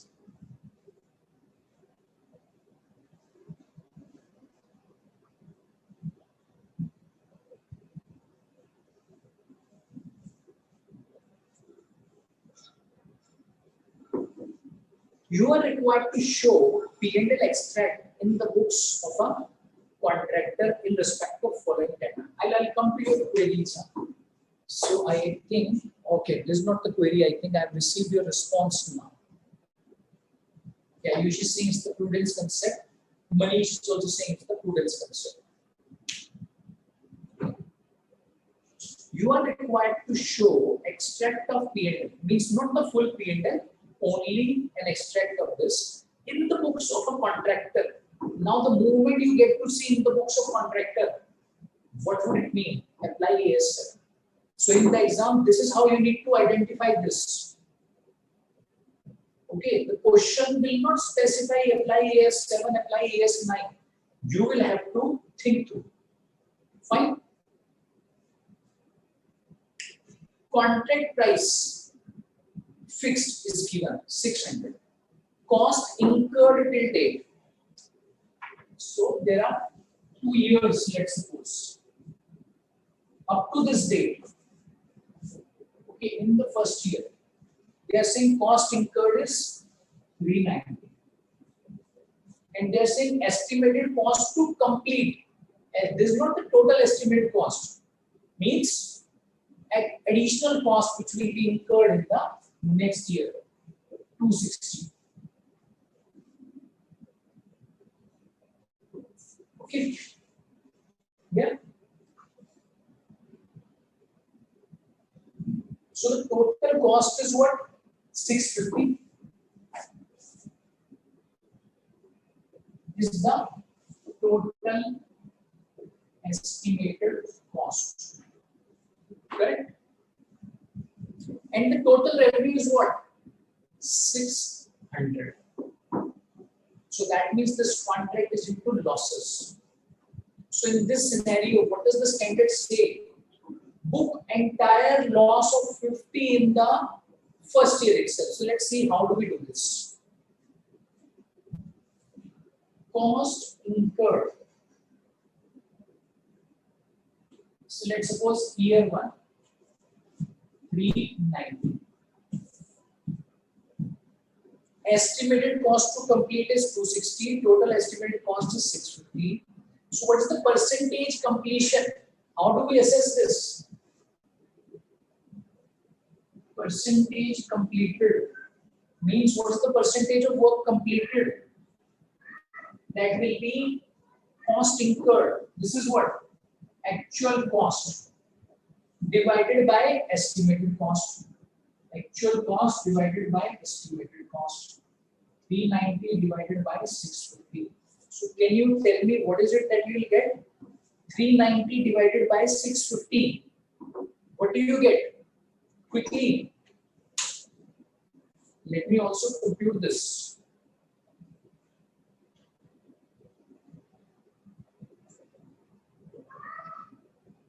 $390 divided by 650. 60% is what we get. Okay. So this is 60%. Yeah. Now the revenue that we recognize will be what? 60% only. So revenue to be recognized in the first year. Please understand all of these things are in the first year only. So this will be 600 into 60%. So this will be 360. So in the first year, we will recognize a revenue of 360. Yeah. So the total loss, which we have recognized, is 30. Loss recognized. Now please understand, now this is very, very important because this can also be a point of confusion. So I need your attention now. In the first year, if we are doing nothing, if we are just following the percentage completion method, okay, if you are just following the percentage completion method, then we will book a loss of 30. Correct? But actually we are required to book a loss of 50 in the first year, out of which 30 is already booked. So what do we need to do? We need to book additional loss on this project. What is that additional loss on this project? 50 minus 30 that is already booked, 20. So all in all, on this project, what do we book? 50 in the first year. 30 will automatically get booked because we are following percentage completion. 20 will not get booked. So we'll have to pass an accounting entry for this 20 as a loss. Clear? Clear on this? Clear on this? Any questions, any doubts in case you have on this, please let me know.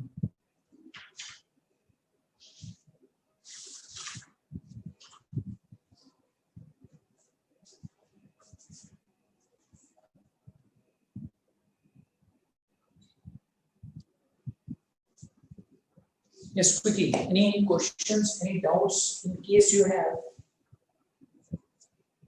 in relation to whatever we have discussed so far, please let me know. Yes. So I'll move further after discussing your queries now. Yes, quickly. Any questions, any doubts? Is it all clear? Yeah.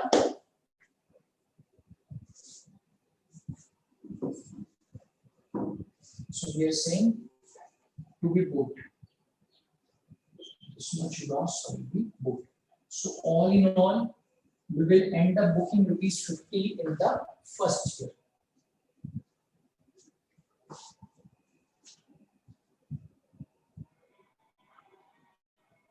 Okay. Manish is clear on this. Dikshita is also clear. Dikshita has shared the answer. Okay, great.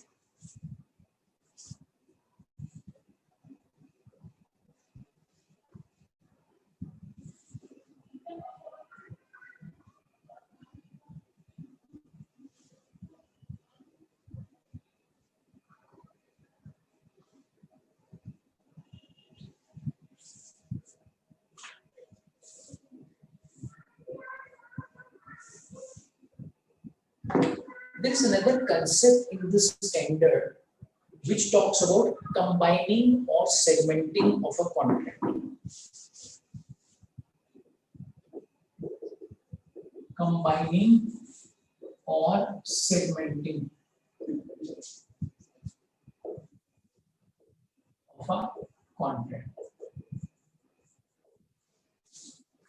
So what do you mean by combining of a contract, segmenting of a contract? Let's understand this with the help of an example. And there are certain conditions, criteria which are required to be considered for understanding this combining or segmenting. But let's take an example, because through the example we'll get more clarity, and then I'll just bring in those conditions, because otherwise conceptually we will be clear on this.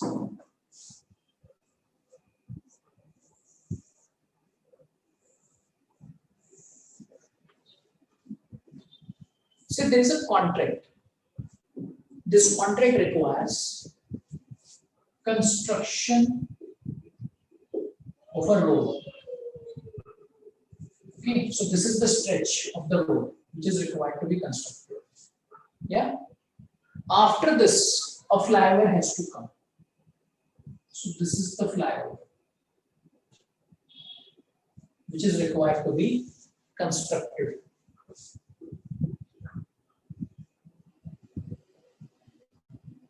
And then again, there is a stretch of road which has to be constructed.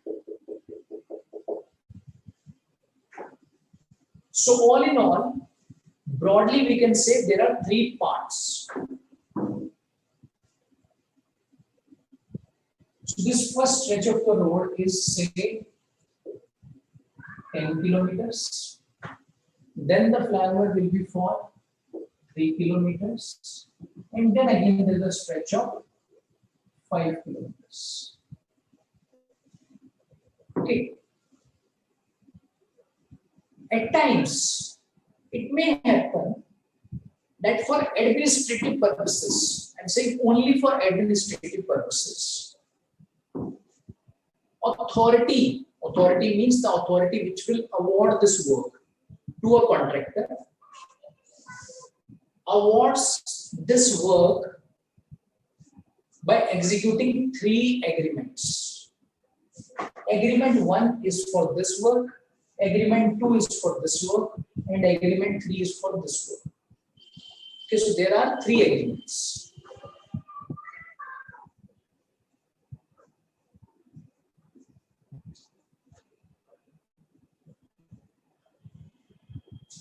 At times it's possible for administrative purposes only for administrative purposes.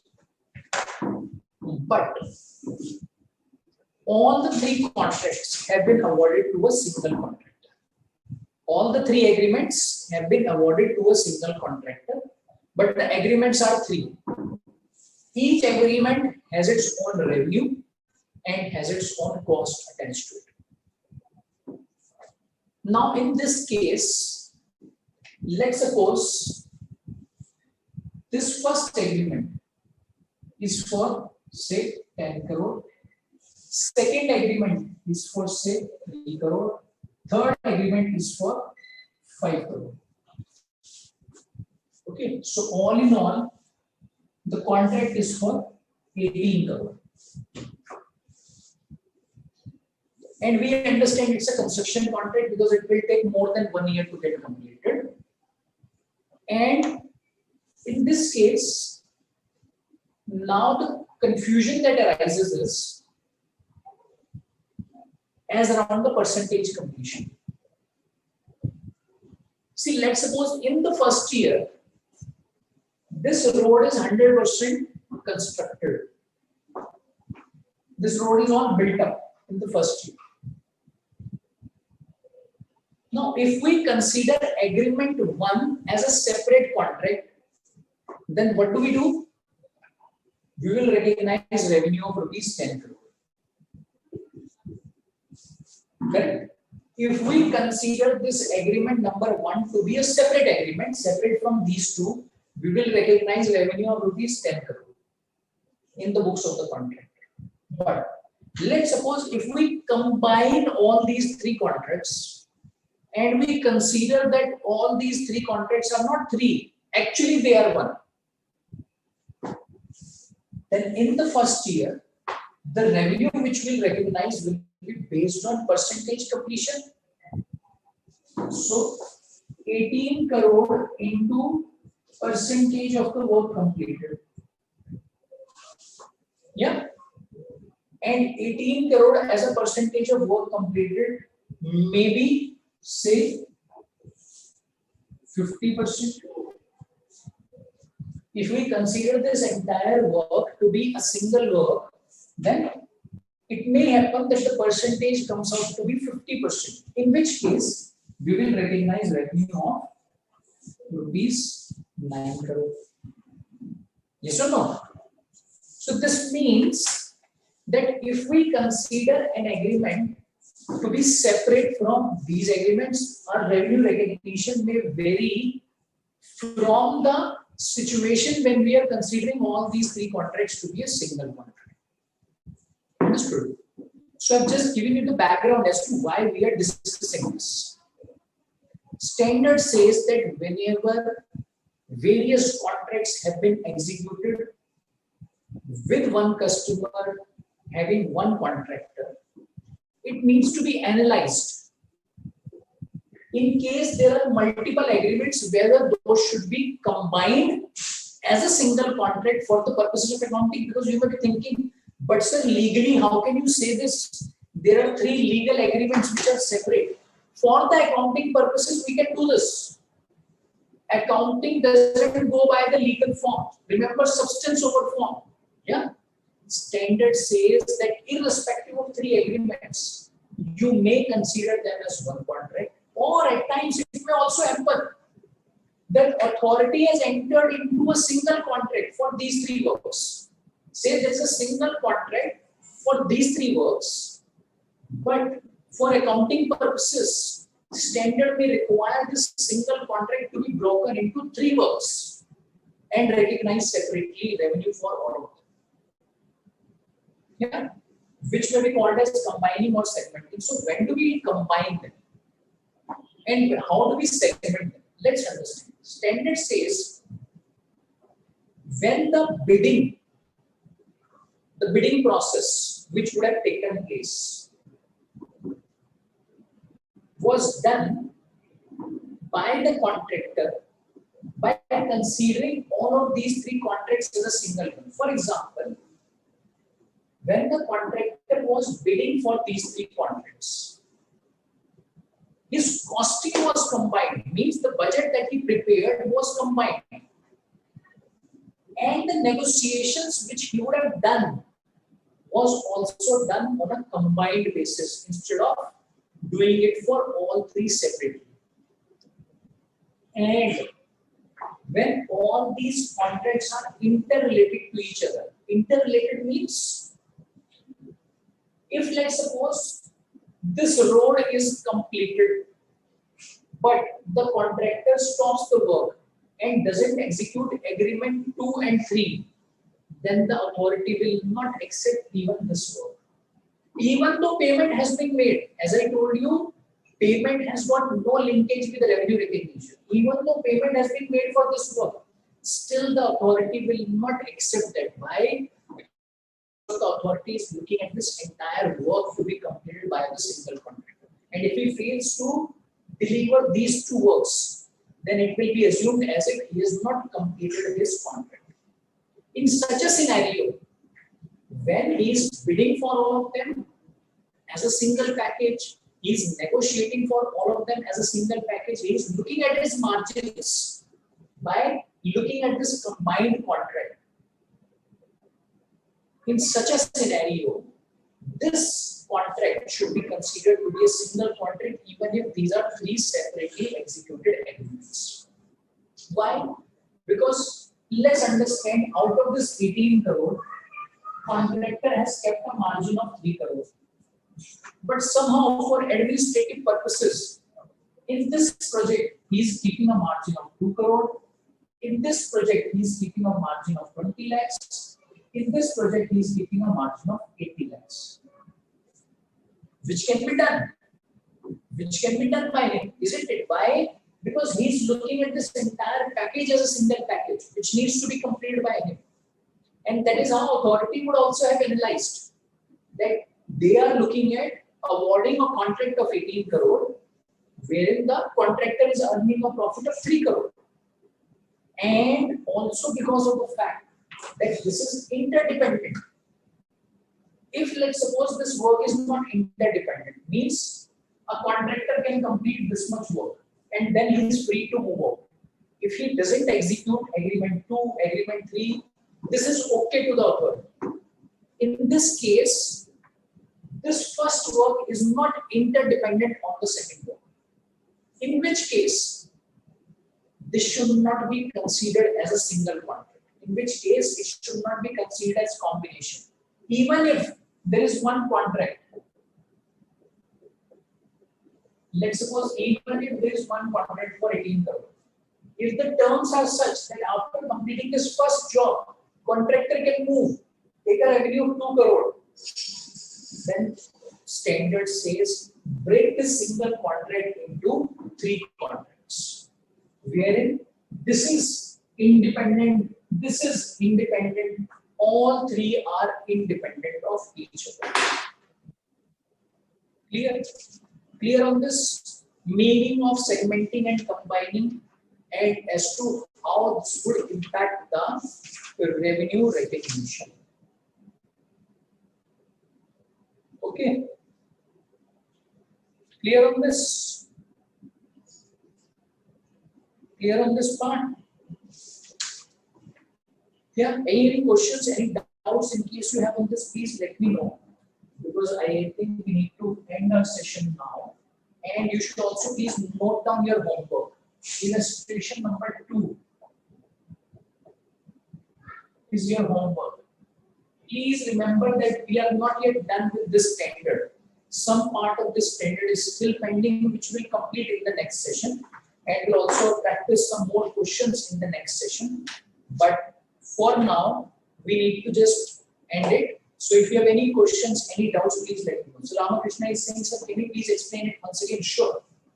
Ramakrishna, we are saying, if let's suppose there are 3 separate contracts, we need to consider whether we need to combine them and record revenue on a combined contract, which will be done if negotiations, bidding for all 3 has been done by considering that as a single package by the contractor, and all 3 are interdependent on each other.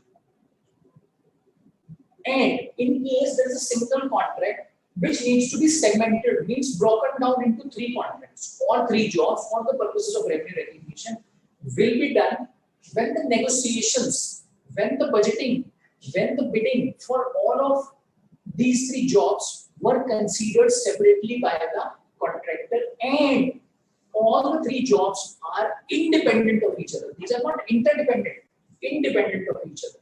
It's not dependent on the other. In such a scenario, even if we have a single contract, we will break it into 3 contracts for the purposes of revenue recognition. Or you can say we will consider that into 3 amounts, 3 different amounts of revenue for the purposes of revenue recognition. Clear? Any more questions? Any more doubts? In case you have, please let me know.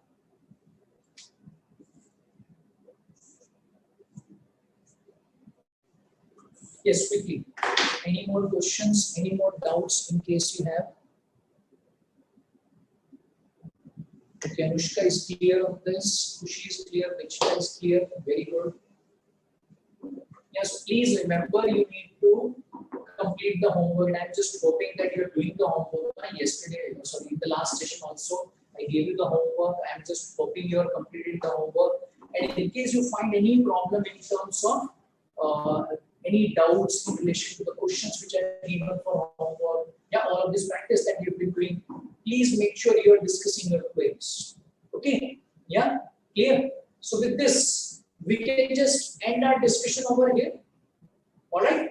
But please remember, we are not yet done on this standard. We'll complete this standard in the next session, and then we'll pick up some more accounting standards in the next session.